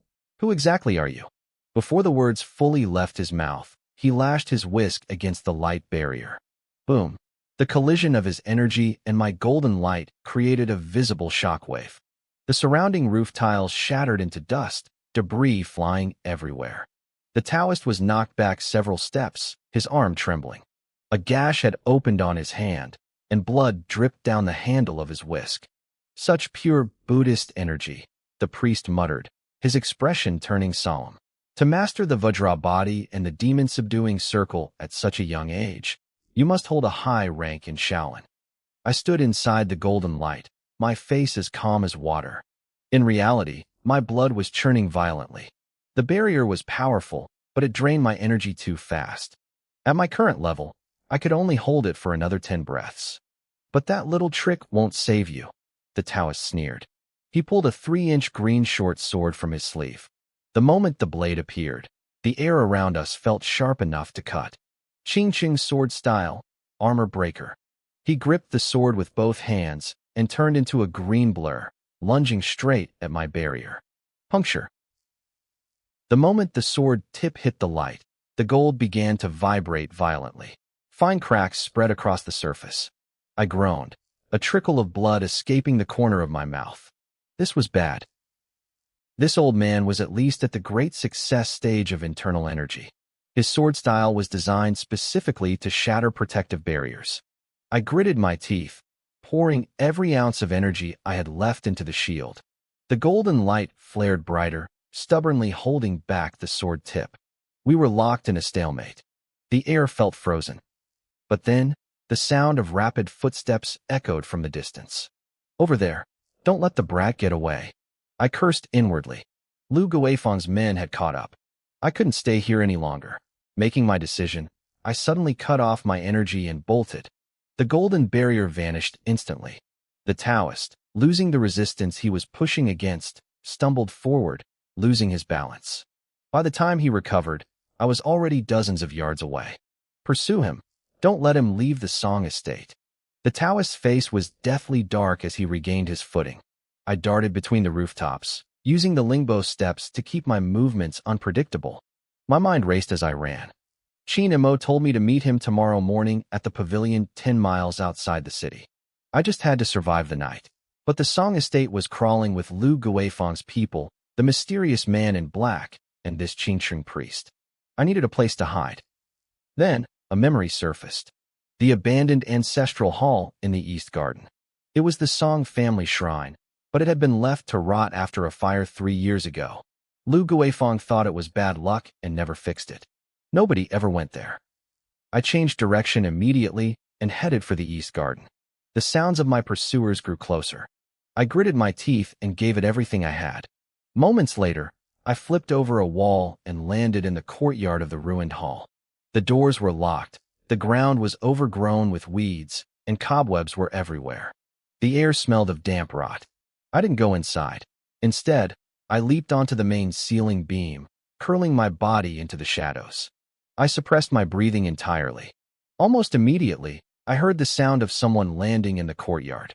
The Taoist had arrived. He paused, his gaze sweeping the area. Strange. I clearly saw him land here, he muttered. He walked toward the hall. The footsteps got closer and closer. I held my breath, my palms slick with cold sweat. The Taoist pushed the door open. He used his whisk to clear the cobwebs, his eyes scanning the pitch-black room inch by inch. He stopped directly underneath my beam. I stayed curled up, keeping my breathing as shallow as possible. The hall was dead silent, save for the faint sound of his whisk brushing through the air. I didn't dare move. My energy was spent. My meridians felt empty. I couldn't even trigger a basic movement technique, let alone the Vajra body. If I jumped down now, I was dead. The Taoist stood there, not looking up. He just waited, his whisk hanging at his side. My heart was pounding so hard I thought it would burst out of my chest. Come out, he said. The Taoist spoke. His voice was flat, as if he were talking to himself. I froze. He didn't attack, though. He just kept talking. Your movement is decent, he said. Your internal energy is thick enough. It's a pity you learned things you weren't supposed to learn. I didn't answer. I stayed perfectly still. After a moment, the Taoist let out a soft laugh. Fine. Since you won't come out, I'll invite you out. The words had barely left his mouth when he swung his arm. His whisk struck upward like a spear. My pupils shrank. I instinctively pulled back deeper into the shadows of the beam. The silver threads of the whisk grazed my ear, slicing through 3 thick wooden rafters like they were paper. Splinters of wood rained down. Oh, you're fast. The Taoist raised an eyebrow. With a flick of his wrist, the whisk swept horizontally as if it had eyes. The silver threads expanded, lashing out at me on the beam.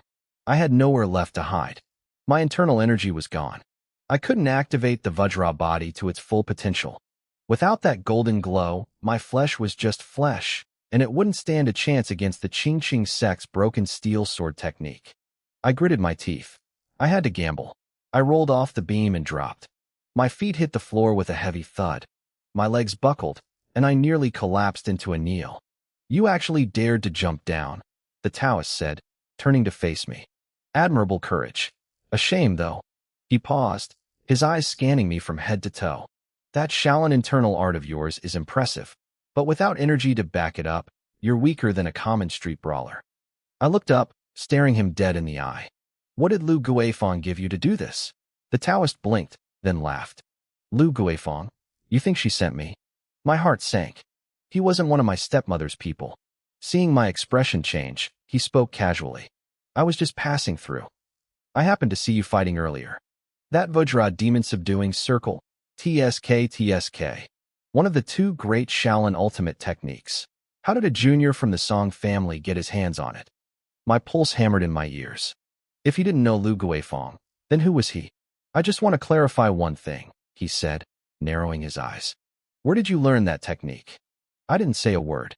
The Taoist wasn't in a hurry. He tapped the handle of his whisk against his palm twice. If you won't tell me, I can find out anyway. Your mastery of the Vajra circle is raw.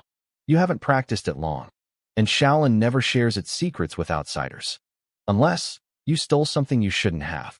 I let out a cold laugh. Who are you? Since when do Qing Taoists stick their noses into Shaolin business? The Taoist's face didn't twitch. Qing, who told you I was from the Qing sect? I hesitated. The whisk, the sword, the broken steel technique. The moves you used against me. Wasn't that the Qing sword style?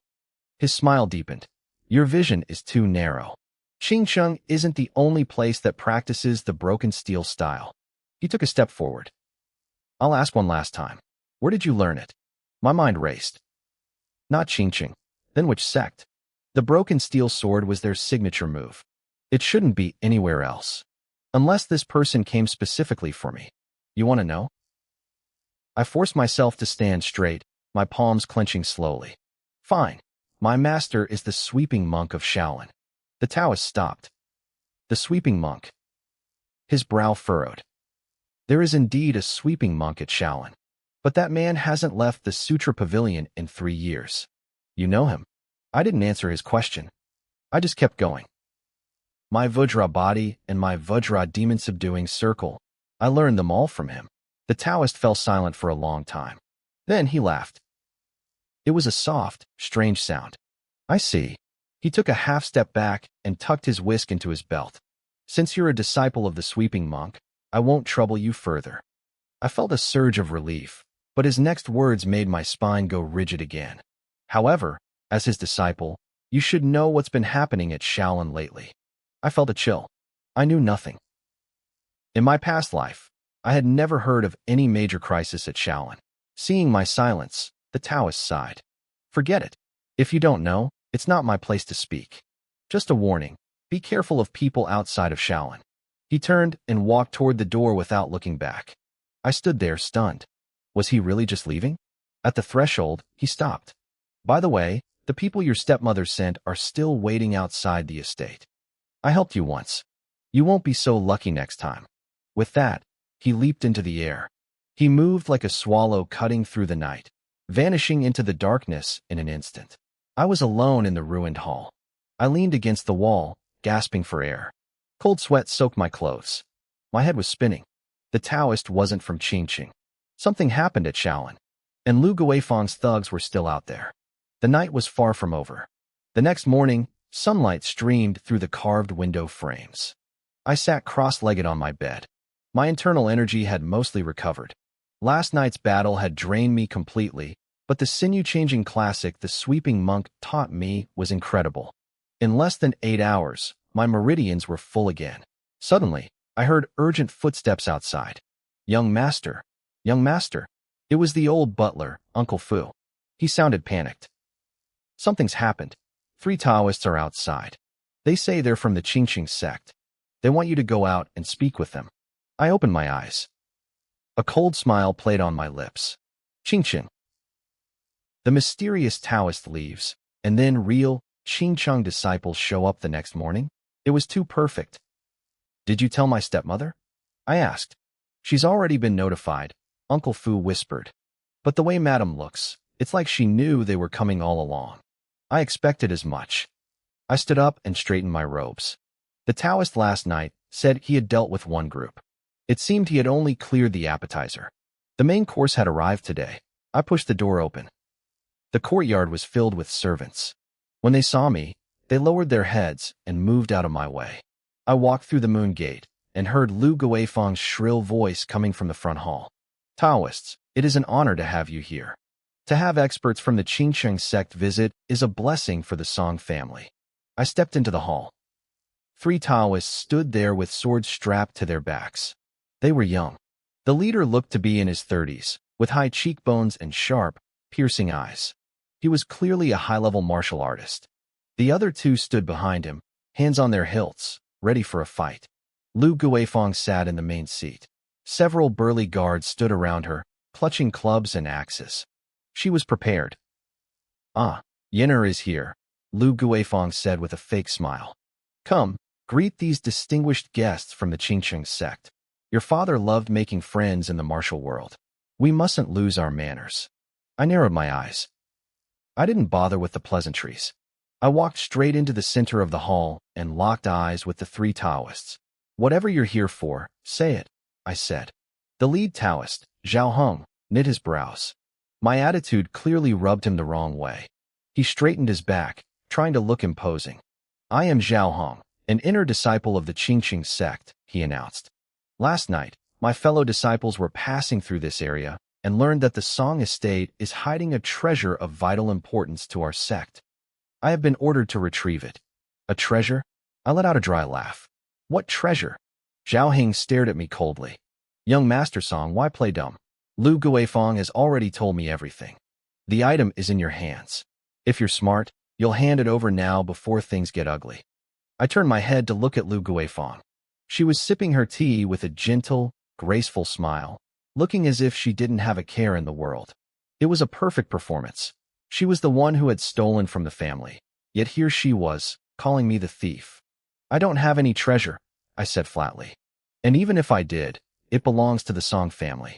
What does that have to do with the Qingqing sect? Zhao Heng's face darkened. So, you're choosing to give us no face. Face is something you earn for yourself, I countered, not something others give you. The moment the words left my mouth, the 2 Taoists behind Zhao Heng drew their swords. The cold steel pointed straight at my chest. A collective gasp echoed through the courtyard. The servants scrambled back in terror, and Uncle Fu's face went pale. He opened his mouth to speak, but the words died in his throat. Lu Guifeng set her teacup down. Her voice was calm, almost motherly. Yenner, why be so stubborn? Don't test the patience of these masters. You're young. It's natural that you don't understand how valuable that item is. Just hand it over. I'll make sure everything is handled fairly. I won't let you suffer. I turned to her, my expression deadpan. My mother died 10 years ago. Her smile froze. Zhao Heng had run out of patience. He stepped forward, his hand gripping his hilt. Songyan, I'm giving you one last chance. Hand it over, or don't blame me for bullying the weak. You talk too much. Before I even finished the sentence, I moved. The 3 Taoists didn't even see it coming. To them, I was a blur. In the blink of an eye, I was standing directly in front of Zhao Heng. His pupils shrank. He instinctively tried to draw his sword, but he only got it halfway out before my hand slammed down on the hilt. Clang. I forced the blade back into its scabbard with a heavy metallic thud.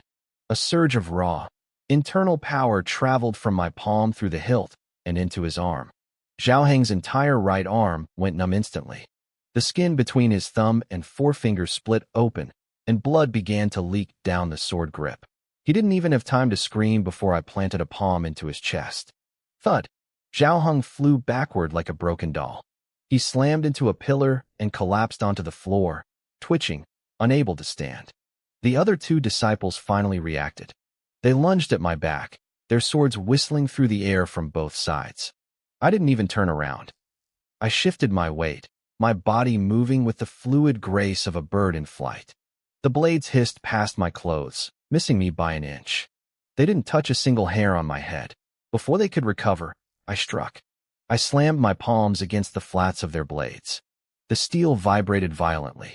The shock waves shattered their grip, and their swords went flying, pinning themselves deep into the wooden rafters above. I stepped between them, grabbed their inner arms, and gave a sharp, calculated twist. Two sickening pops echoed as their shoulders dislocated simultaneously. They hit the ground, clutching their arms and howling in agony. The front hall fell into a deathly silence. The teacup in Lu Guifeng's hand slipped, shattering against the floor. The guards holding clubs and axes stood frozen. Not one of them dared to step forward. They had seen it clearly. These experts from the Qingqing sect hadn't lasted 3 moves. Actually, they hadn't even lasted 1. I brushed the dust off my sleeves and walked over to Zhao Hong. I knelt down beside him. "Go back and tell your sect leader," I whispered. "If he wants something from me, tell him to send someone who can actually fight." Zhao Hong clutched his chest, blood trickling from the corner of his mouth. His eyes were filled with terror and rage. "You, where did you learn this martial arts?" I smiled and stood up, looking down at him. "Do you really think I'd tell you?" His face flushed bright red. He realized he was beaten. Without a word to his groaning comrades, he scrambled up and bolted for the door. The other two, despite their dangling arms, scrambled after him. Now, it was just me, Lu Guifeng, and a pack of trembling servants. I turned my gaze toward the main seat. Lu Guifeng was white as a sheet. Her lips trembled, and her fingers dug so hard into the wooden armrest that her knuckles were white. She forced a smile that looked more like a grimace. Yenner, don't misunderstand. I didn't know those 3 were so useless." I didn't say a word. I just watched her. Her voice got smaller and smaller until it vanished entirely. Suddenly, a loud, hearty laugh erupted from the courtyard. "Good. What incredible skill." A middle-aged man stepped into the hall. He wore expensive silk robes and a jade pendant at his waist. He looked like the picture of success. Behind him, 4 servants carried a heavy, iron-bound chest. Lu Guifeng's face went from white to translucent. I recognized him immediately. It was Qian Baiwan, the owner of the city's largest pawnshop and a well-known philanthropist. Qian Baiwan bowed to me. "Young Master Song, that painting you sent over last night, I had it appraised. It is indeed a genuine masterpiece by Wang Shiji. I've decided on a price of 200,000 silver taels. I've brought the banknotes today to finalize the deal." 200,000 silver taels? Lu Guifeng gasped. She stood up, her eyes fixed on the chest behind the man. "Master Qian, what did you say?" "That painting." Qian Baiwan turned to her, smiling. "What? Does Madame Song not know? Your son sent over a Wang Shiji scroll yesterday, saying it was a family heirloom left by his late father. As an old friend of the Song family, I had to ensure his descendants were taken care of. 200,000 is a fair price." The blood drained from Lu Guifeng's face. That painting, it was the most valuable piece of her secret dowry. She had hidden it in a locked room. "No, that's impossible," she muttered, staring at me in pure disbelief. That painting was clearly. I let a small smile play on my lips. I bowed to Qian Baiwan. "Uncle Qian, you're too kind. I was just following my father's wishes. Since he wanted this handled, I'm glad it's done." Qian Baiwan laughed and patted my shoulder. "Good lad. Your father would be proud." Lu Guifeng stood there, frozen. How did the painting end up in my hands? Weren't the Taoists supposed to have taken care of me last night? Her world was crumbling, and I was just getting started. I turned and walked back toward the house, leaving Lu Guifeng standing in the courtyard. She looked like she'd seen a ghost. Her face was as white as paper, her spirit completely broken. Qian Baiwan saw the state she was in and knew it was time to leave. He didn't say much. He simply cupped his hands toward me in a respectful gesture. "Nephew, when you have some free time, come to my manor for tea. I'll take my leave now." "Take care, Uncle Qian," I replied with a slight nod. I watched him go and stepped over the threshold to head inside. Suddenly, Lu Guifeng's voice screeched behind me. It was a hysterical, desperate sound. How did that painting end up in your hands? Tell me, what kind of trick did you play? I stopped in my tracks and turned around. I looked at her with a calm, steady gaze. Stepmother, that's a funny question. That painting was a memento left to me by my father. Since when did it become part of your dowry? Lu Guifeng gritted her teeth, her entire body shaking with rage. Your father promised that to me before he died. You're just the son of a concubine. What right do you have to hoard everything in the Song family? I let a cold smile play on my lips. If my father left it to me, I'm going to keep it. As for anything else, if you think you have the ability, feel free to try and take it. She looked like she was about to spit blood. She stared at me with pure, unadulterated venom. I knew exactly what was eating her. She had sent those people from the Qingqing sect to steal the painting last night, thinking it was a foolproof plan. Instead, her men never came back, and I had just sold the painting for a fortune. 200,000 silver taels. It was a staggering amount of money, and she knew it. Song Yin, you just wait, she hissed through clenched teeth. She turned and stormed out of the courtyard. I watched her back disappear, and the smile faded from my face. I knew this was just a small victory. Lu Guifeng wasn't the type to give up, and I knew there were much more dangerous people backing her up. Right then, a loud commotion erupted outside. I frowned and walked to the gate. A group of about a dozen thugs was blocking the entrance. Leading them was a bald giant with a face full of scars and a black dragon tattooed across his chest. He stood there with his arms crossed, looking down his nose at me. Kid, you Song Yin? The bald man grinned, revealing a row of yellow, rotting teeth. I heard you came into some money. Don't you think it's time you paid back what you owe Master Qian? My eyes went cold. Master Qian? Which Master Qian? Master Qian Baiwan of the West City, the man barked. Stop wasting time. 200,000 taels. Not a single cent less. I narrowed my eyes. Qian Baiwan. He just left. Why would he send debt collectors immediately? Something wasn't right. I stared at the bald man for a second, and then I started to laugh. Lu Guifeng sent you, didn't she? The man's expression shifted for a split second before he let out a dark chuckle. Smart kid. You're right. Lu Guifeng hired me. Today, you either hand over the money, or... He didn't finish the sentence. He lunged forward, throwing a punch straight at my face. It was fast and heavy, the sound of whistling wind trailing his fist. He was clearly a trained fighter. I swayed my body slightly, dodging the blow with ease. Before he could recover, I slammed my palm into his chest. A muffled thud echoed through the air. The giant stumbled back 2 steps, clutching his chest as the air left his lungs. His face turned a sickly shade of red. Good kid, you've got some moves, he growled. Behind him, the other thugs drew their blades and swarmed forward. I looked around at the circle of steel, feeling no fear at all. Are you sure you want to do this? Cut the crap, the bald man roared. Get him, break his legs, and the money is ours. They rushed me all at once. Blades flashed in the sunlight, aiming for my vitals.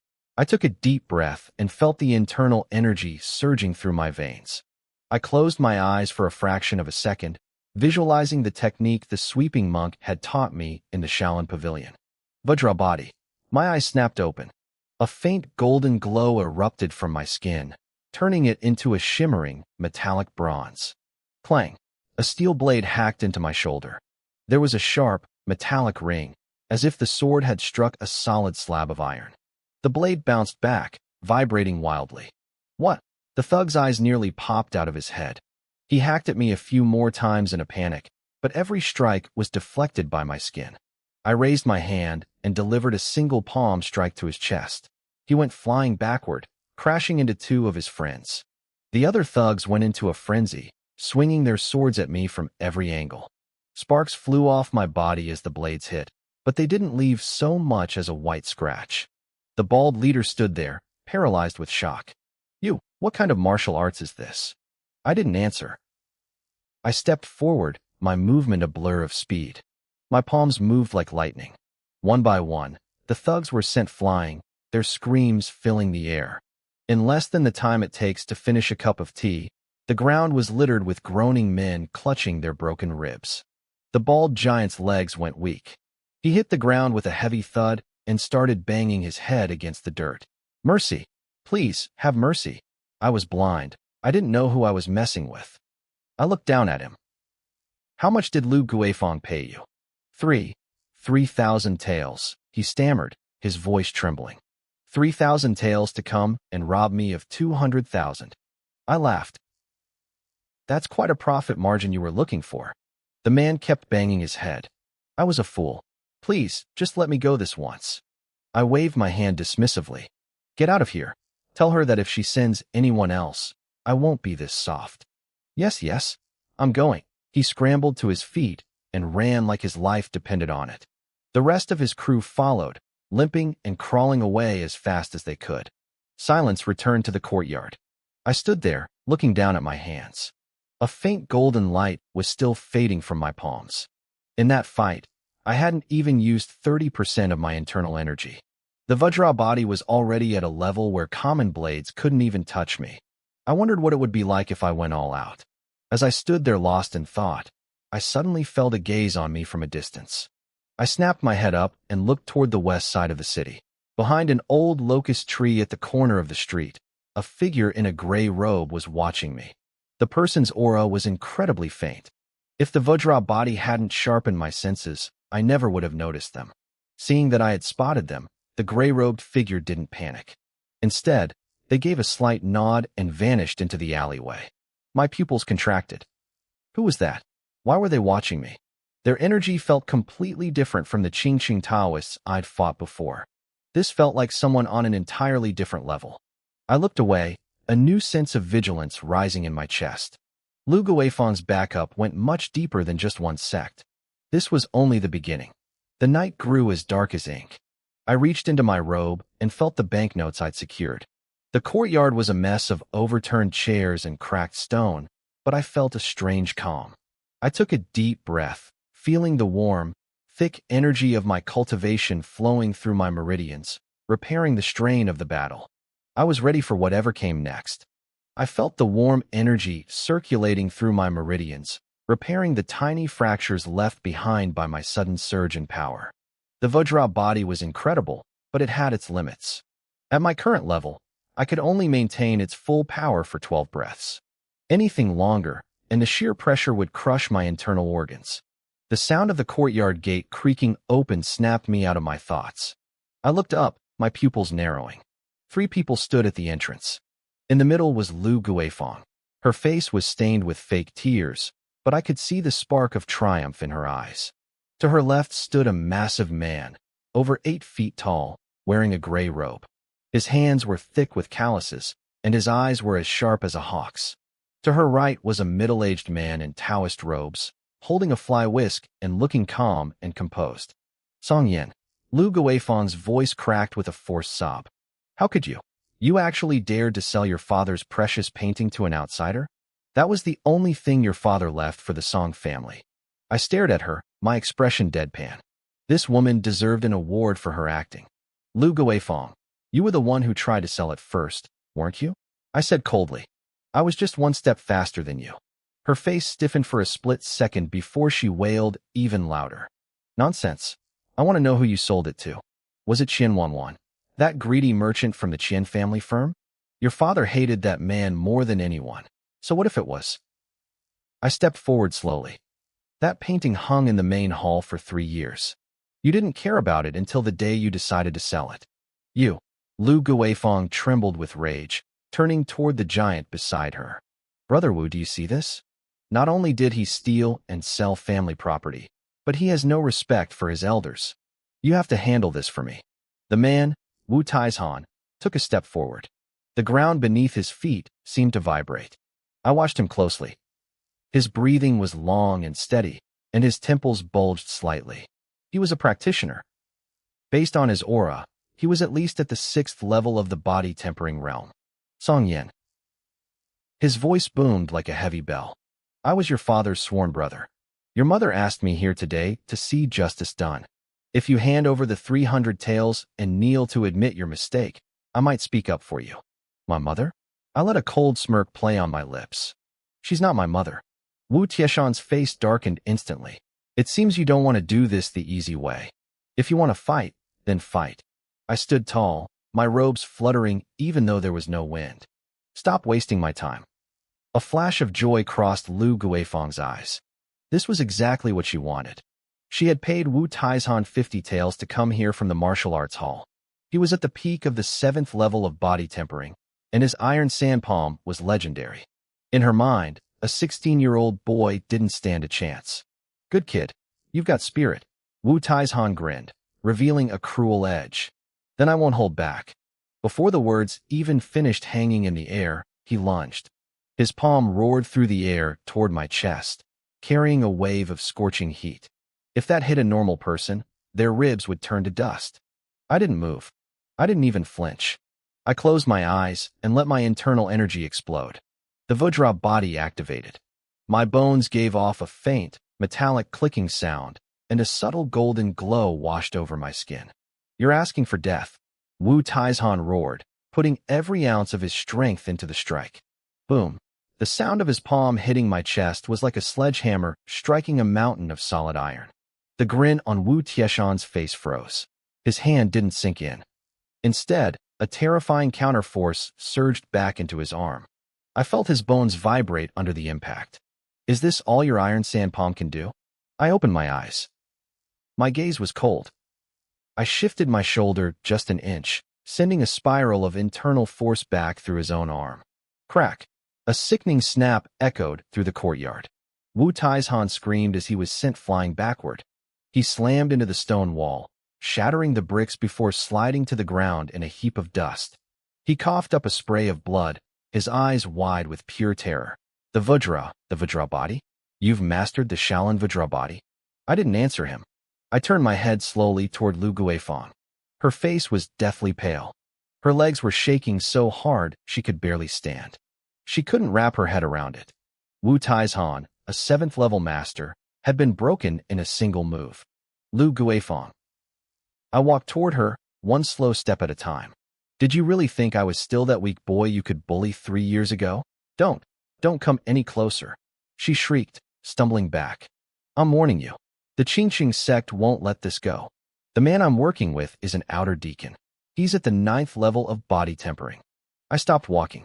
The 9th level? I frowned slightly.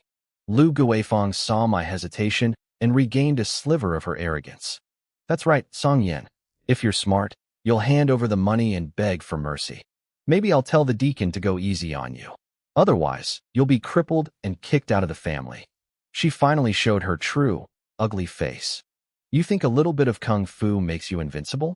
The Qingqing sect is backed by Baiyun Temple. They are the strongest. I stayed silent for a moment, then I laughed. It was a short, dry sound. Lu Guifeng, I have some advice for you. What? She watched me warily. Tell that Qingqing deacon to get out of Song Village right now. My voice was calm, but it carried a weight that made her flinch. If he's still here in 3 days, I'll be paying him a personal visit. You're threatening the Qingqing sect? Her voice trembled. It's not a threat, I said simply. It's a notice. I turned my back on them and walked into my house, shutting the door firmly behind me. Lu Guifeng stood in the dark, speechless. Wu Taizhan struggled to his feet, clutching his broken arm, his face white with pain. Madam Lu, that kid, he's not human, he wheezed. That's authentic Shaolin cultivation. I'm no match for him. Then what do we do? She hissed. I'll go to the Qingqing sect and deliver the message. Wu Taizhan spat, gritting his teeth. This is out of our hands now. He limped away into the night. Lu Guifeng stood there, a cold chill running down her spine. She couldn't understand how I had become this strong, or where I had learned such a legendary technique.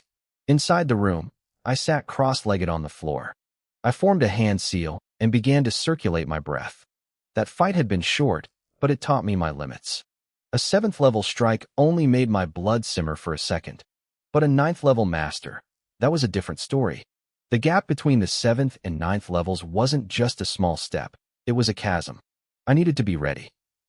The demon sword phantom inside me was a ticking time bomb. I could feel it pulsing, threatening to break through my control. If I couldn't contain it, the consequences would be catastrophic. Suddenly, a faint sound drifted in from outside. I opened my eyes.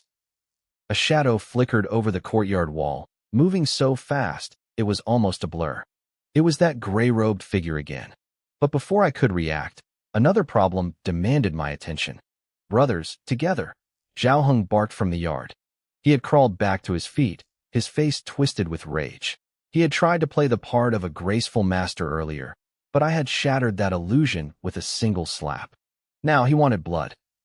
3 Qingcheng disciples charged at me. The leader, a 6th-level body refiner, threw a punch straight at my face, his fist whistling with internal energy. I stood my ground. I didn't move, and I didn't blink. Die, the disciple snarled, putting everything he had into the strike. Bang. His fist didn't hit soft flesh. It felt like he had punched a slab of ancient, reinforced iron. The recoil traveled up his arm, shattering his composure as his entire limb went numb.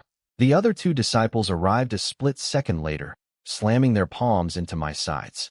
Thud, thud. 2 muffled cracks echoed through the air.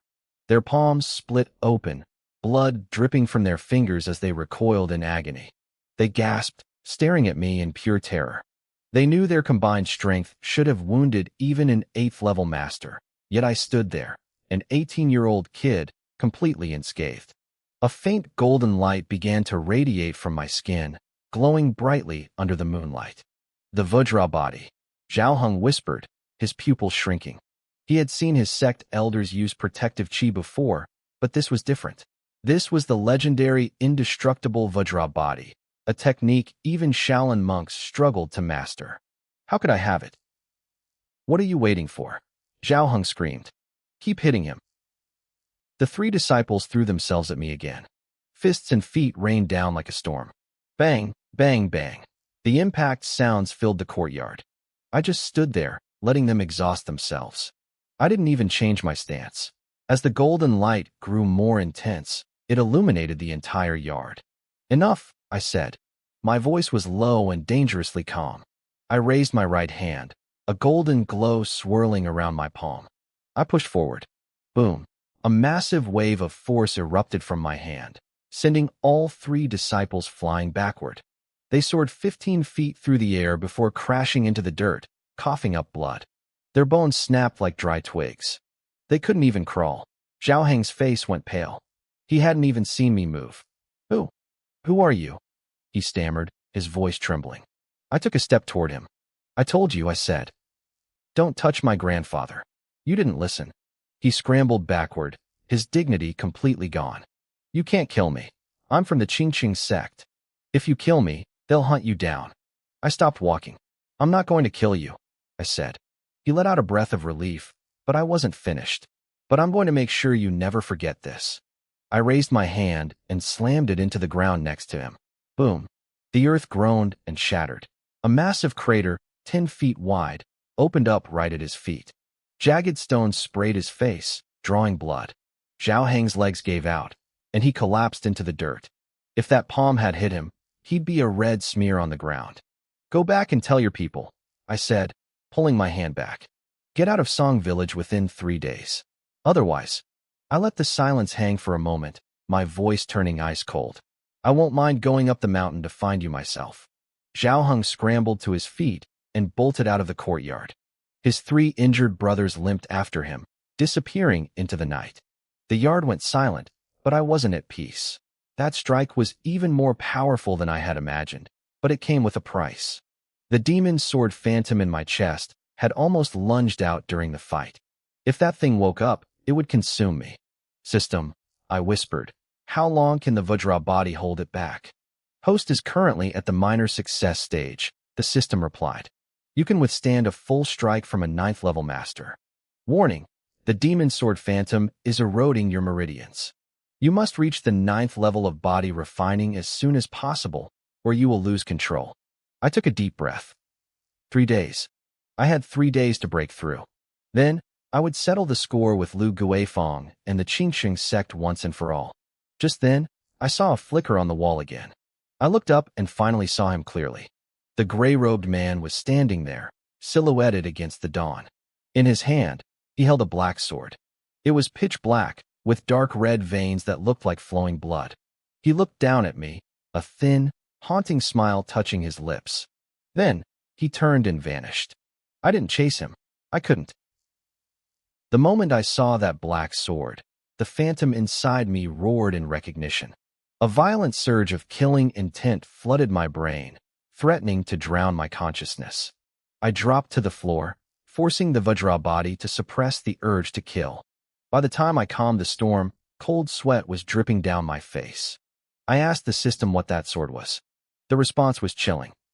The system couldn't identify the weapon, but it confirmed that the sword and the phantom inside me shared the same origin. Who was that man? I searched my memories, but there was nothing. I had never seen him before I was kicked out of my family home. He was a ghost from a past I didn't know I had. I stood up and looked at the blood and broken stone in my yard. The clock was ticking. Zhao Heng would reach the mountain by tomorrow. The Qingqing sect would be coming for me soon. I had 3 days to become a god, or I'd become a monster. I had to break through to the 9th level of body tempering before the deadline. I closed my bedroom door, sat cross-legged on the bed, and focused my mind inward. Inside my dantian, the phantom of the demon sword hovered over a sea of internal energy. It was pitch black, but its surface was covered in tiny cracks, looking like it might shatter at any moment. A dark red light pulsed from those cracks like glowing magma. Every pulse released a wave of violent demonic energy that clawed at my meridians. The golden light from my Vajra body fought back, but it was losing ground. I felt a sharp, stinging pain as several small meridians began to corrode. 3 days, I whispered, my eyes sharpening. Reaching the 9th level wasn't just about accumulating energy. I had to open the Xuanji point, the final gate where the yin and yang meridians meet. It was the hardest hurdle of the body tempering stage. Located right in the center of the chest, it acted as the hub for the body's entire energy flow. If I opened it, my physical strength would undergo a total transformation. If I failed, the backflow of energy would snap my meridians or kill me instantly. In my past life, it took me a full year to force this gate open.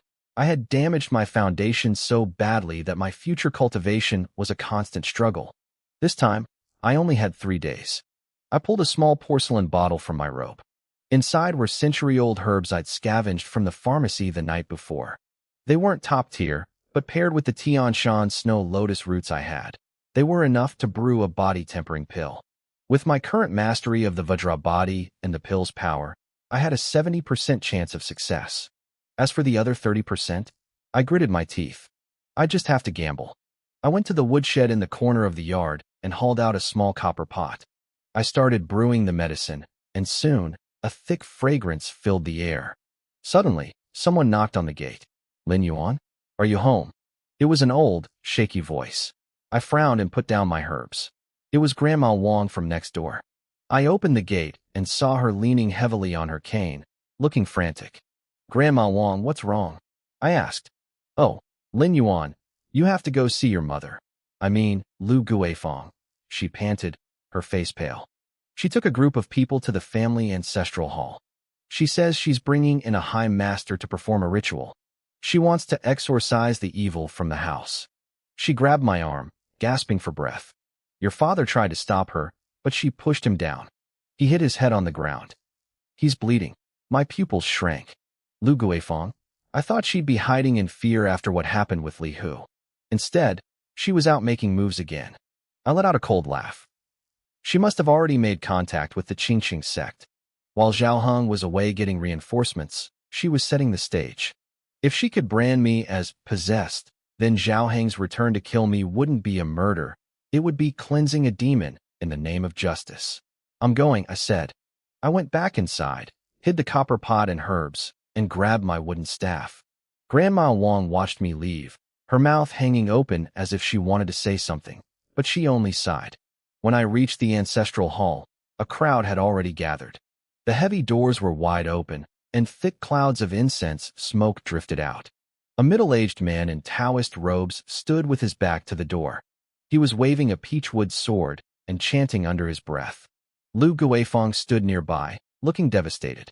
She was dabbing at her eyes with her sleeve, sobbing for the crowd to hear. This child? Ever since his father left, he's been a different person, she wailed. A few days ago, he even smashed the family's heirloom jade pendant. That's been in the Lin family for 3 generations. The crowd started whispering. I knew it. I saw him training on the back mountain the other day. The noise was terrifying. His father just left, and he's already causing this much trouble. Maybe he really is possessed by something dirty. I felt a sneer tugging at my lips. A jade pendant? I'd never even seen it. She had probably hidden it away just to use as evidence today. I stepped forward. Make way, everyone. The crowd parted. When Lu Guifeng saw me, a flash of triumph crossed her eyes before she slipped back into her grieving act. Yuan, you're finally here. Quick, let this Taoist master look at you. He'll get rid of the evil energy. The Taoist turned around. He looked to be in his 40s with a long, thin beard. He had the air of a wandering immortal, but when his eyes landed on me, I caught a faint, suspicious glint. So, this is young Master Lin, he said, bowing slightly. I am Qing Yunzi. I was traveling through when I heard of the strange occurrences in this manor. I came to help. I didn't say a word. I just stared at him. I see it in your face, young man. Qing Yunzi continued. Your forehead is dark, and there is a murderous aura between your brows. If we don't cleanse it now, you will face a bloody disaster within 7 days. The crowd gasped. Lu Guifeng grabbed his arm. Master, please save him.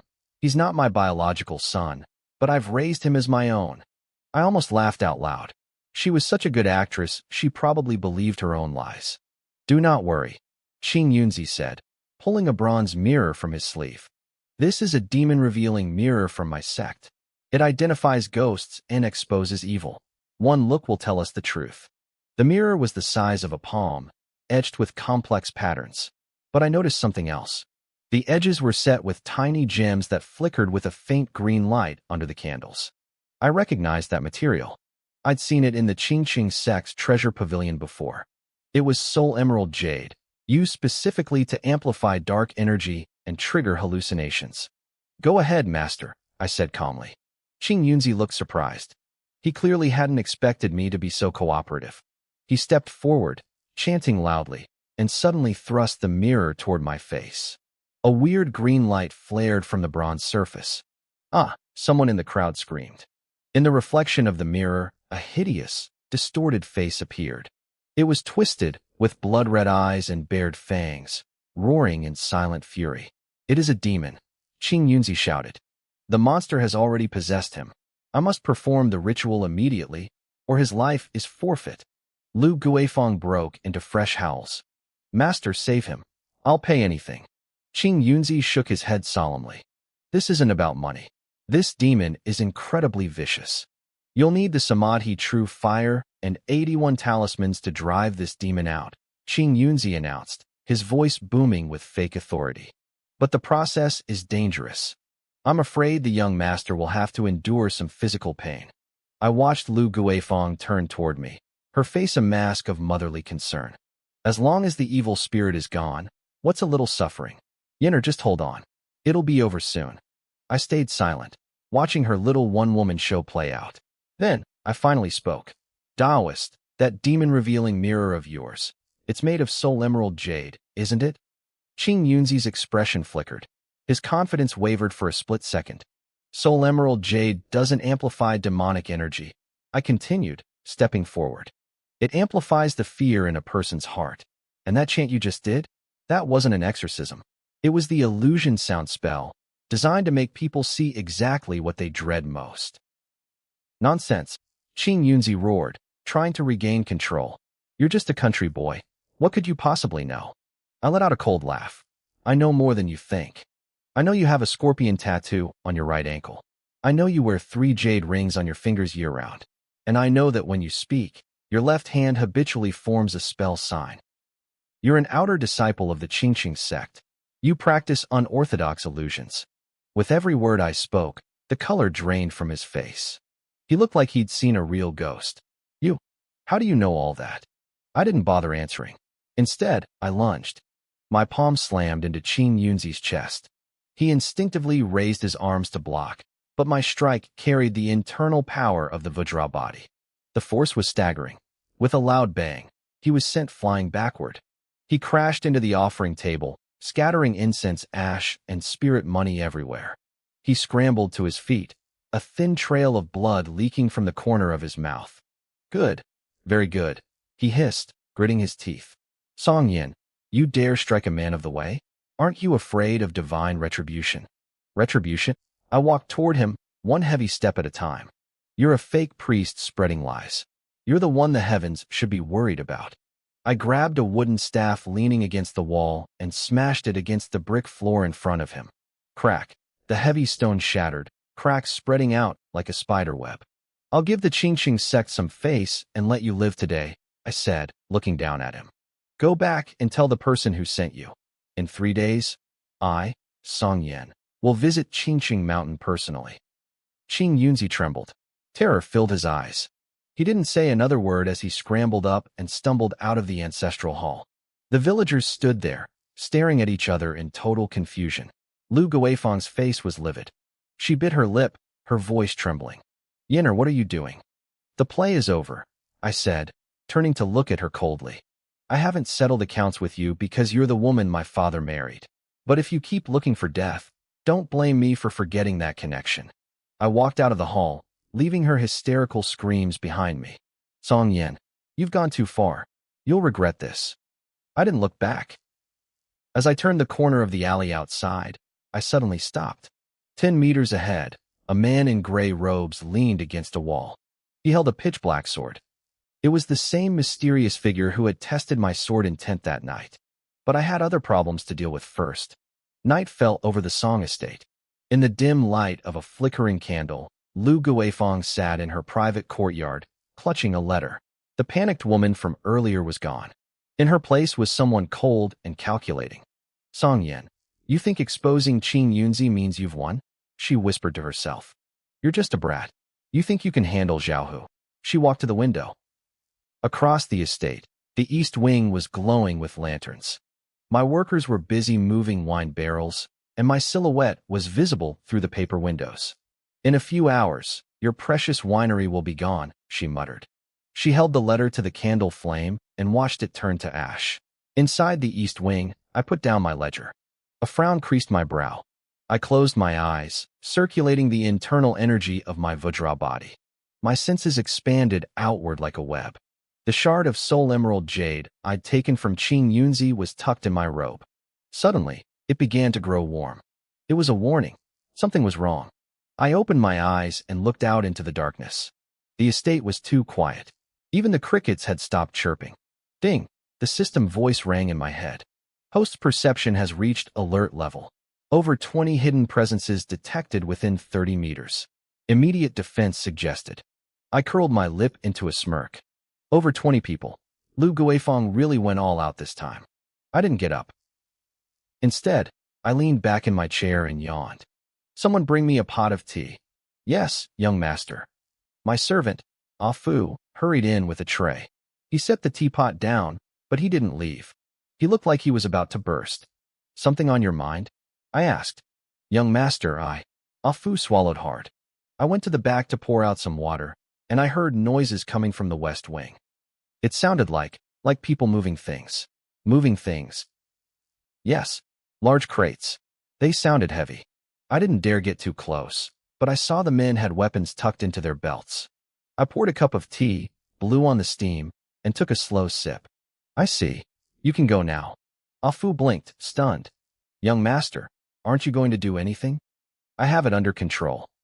Once he left, a golden light flashed in my eyes.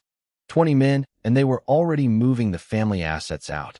Lu Guifang wanted to strip me bare in a single night. I stood up and tapped the wall 3 times. A hidden panel slid open, revealing a narrow tunnel. I dug this secret exit shortly after arriving here. It led to an abandoned mill outside the estate. If she wanted a show, I was going to give her a masterpiece. I stepped into the darkness and vanished. The moon disappeared behind thick clouds. On the main street outside the Song estate, 23 thugs crouched in the shadows. Their leader was a massive man with a jagged scar running across his face and a patch over his left eye. This was Zhao Hu, the boss of the city's western underworld. Zhao Hu gripped his iron club and looked at his partner. The kid still in the study? Yeah, the lights just went out. He's probably asleep, a tall, thin man whispered. Zhao Hu grinned, showing yellowed teeth. Lu Guifang said this Song Yan is tricky. That idiot Qing Yunzi fell for his traps. Tell the boys to be careful. Hit hard, Hit fast, and leave no survivors. Don't worry, boss. 23 of us against one kid? It's a massacre. Zhao waved his hand. Move out. They scaled the walls like shadows, dropping into the courtyard. The leaders kicked the study door open, weapons raised. Song Yin, get out here and die. Zhao stopped dead. The room was empty. Where is he? The tall man hissed, scanning the room. A half-finished cup of tea sat on the desk, still warm. But there was no sign of me. Not even a shadow. Zhao, whose face darkened. Search the place. He can't have gone far. The thugs scrambled. They burst into the wine cellar, kicked in bedroom doors, and climbed onto the roof. But just as the chaos reached its peak, a soft click echoed from the main gate. I walked in slowly, hands tucked deep in my pockets. I looked around at the chaos and let out a dry laugh.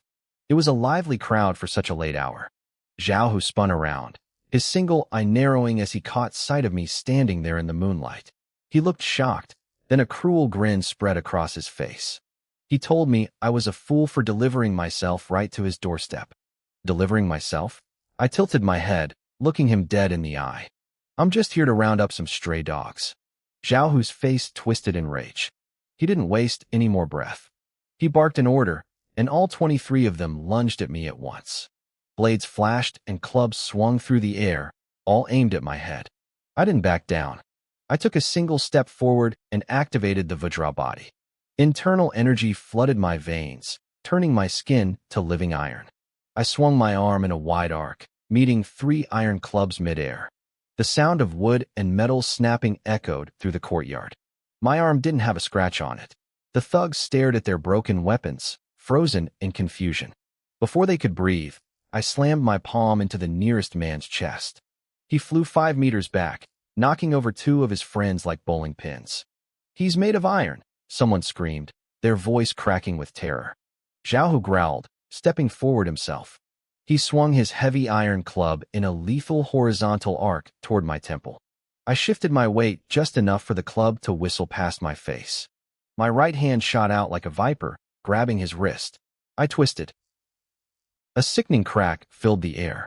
Zhao screamed as the club fell from his limp fingers. I didn't stop. I raised my other fist and smashed it into his face.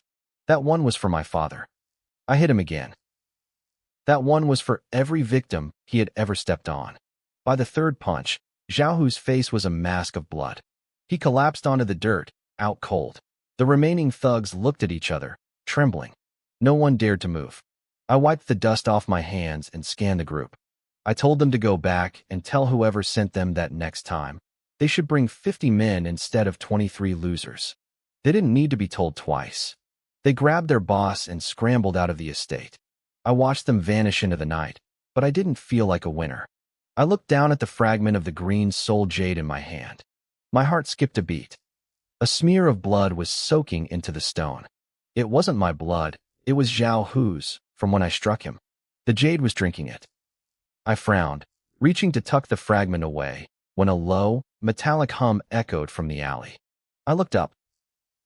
The gray-robed figure was back. His black sword was unsheathed, the tip pointed directly at my throat.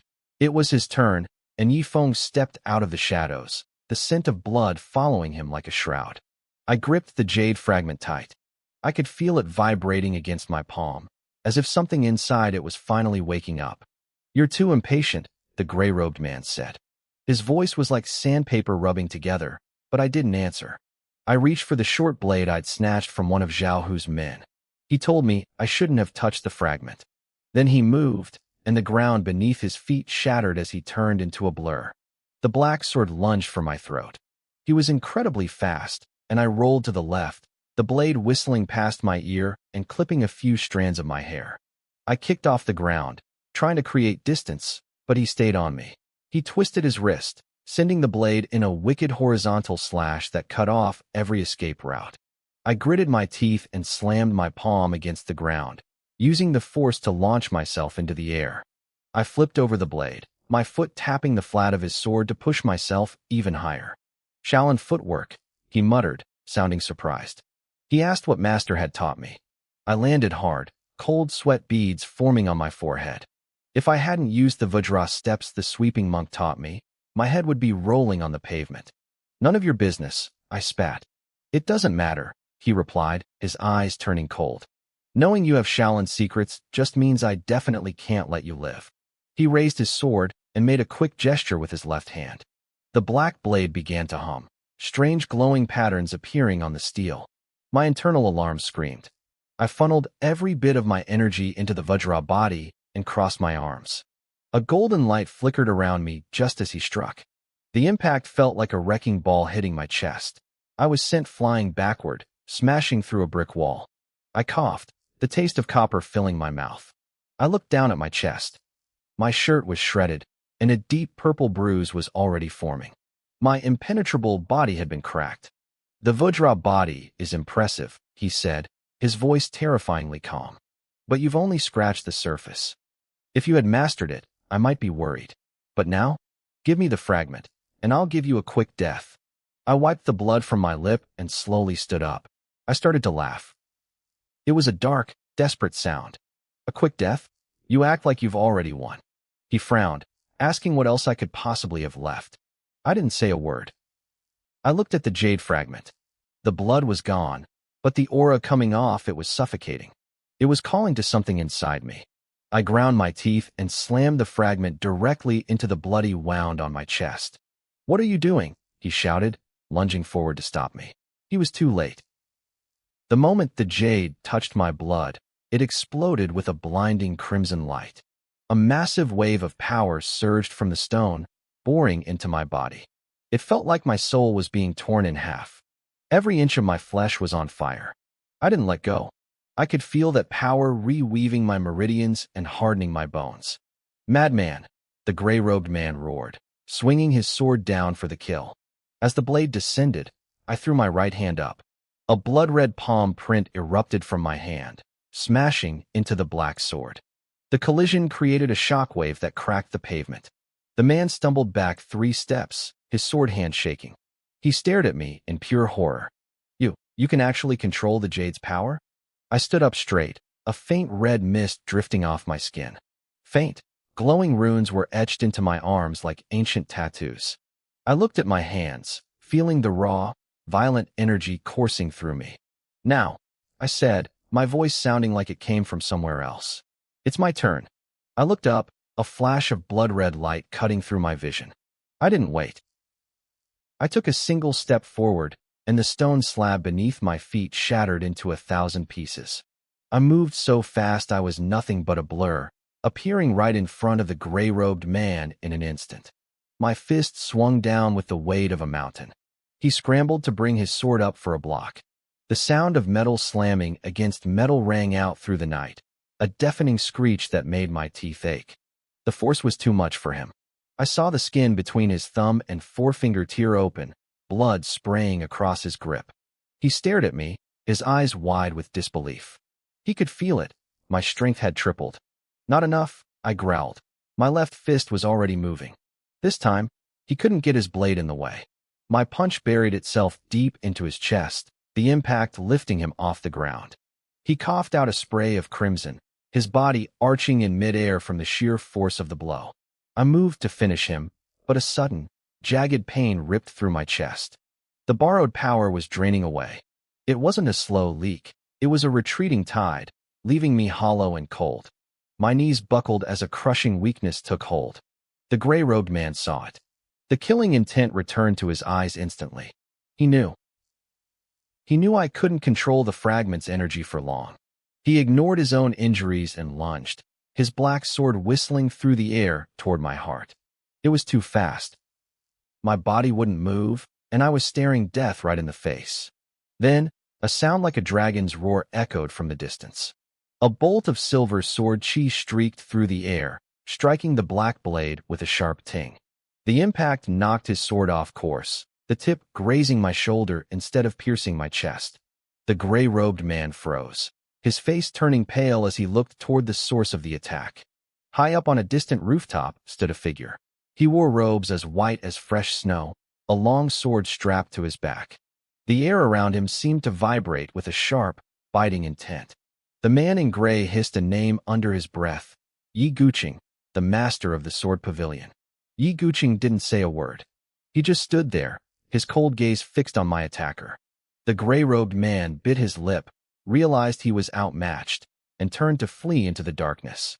But as he vanished, a voice rang out inside my head, clear and sharp.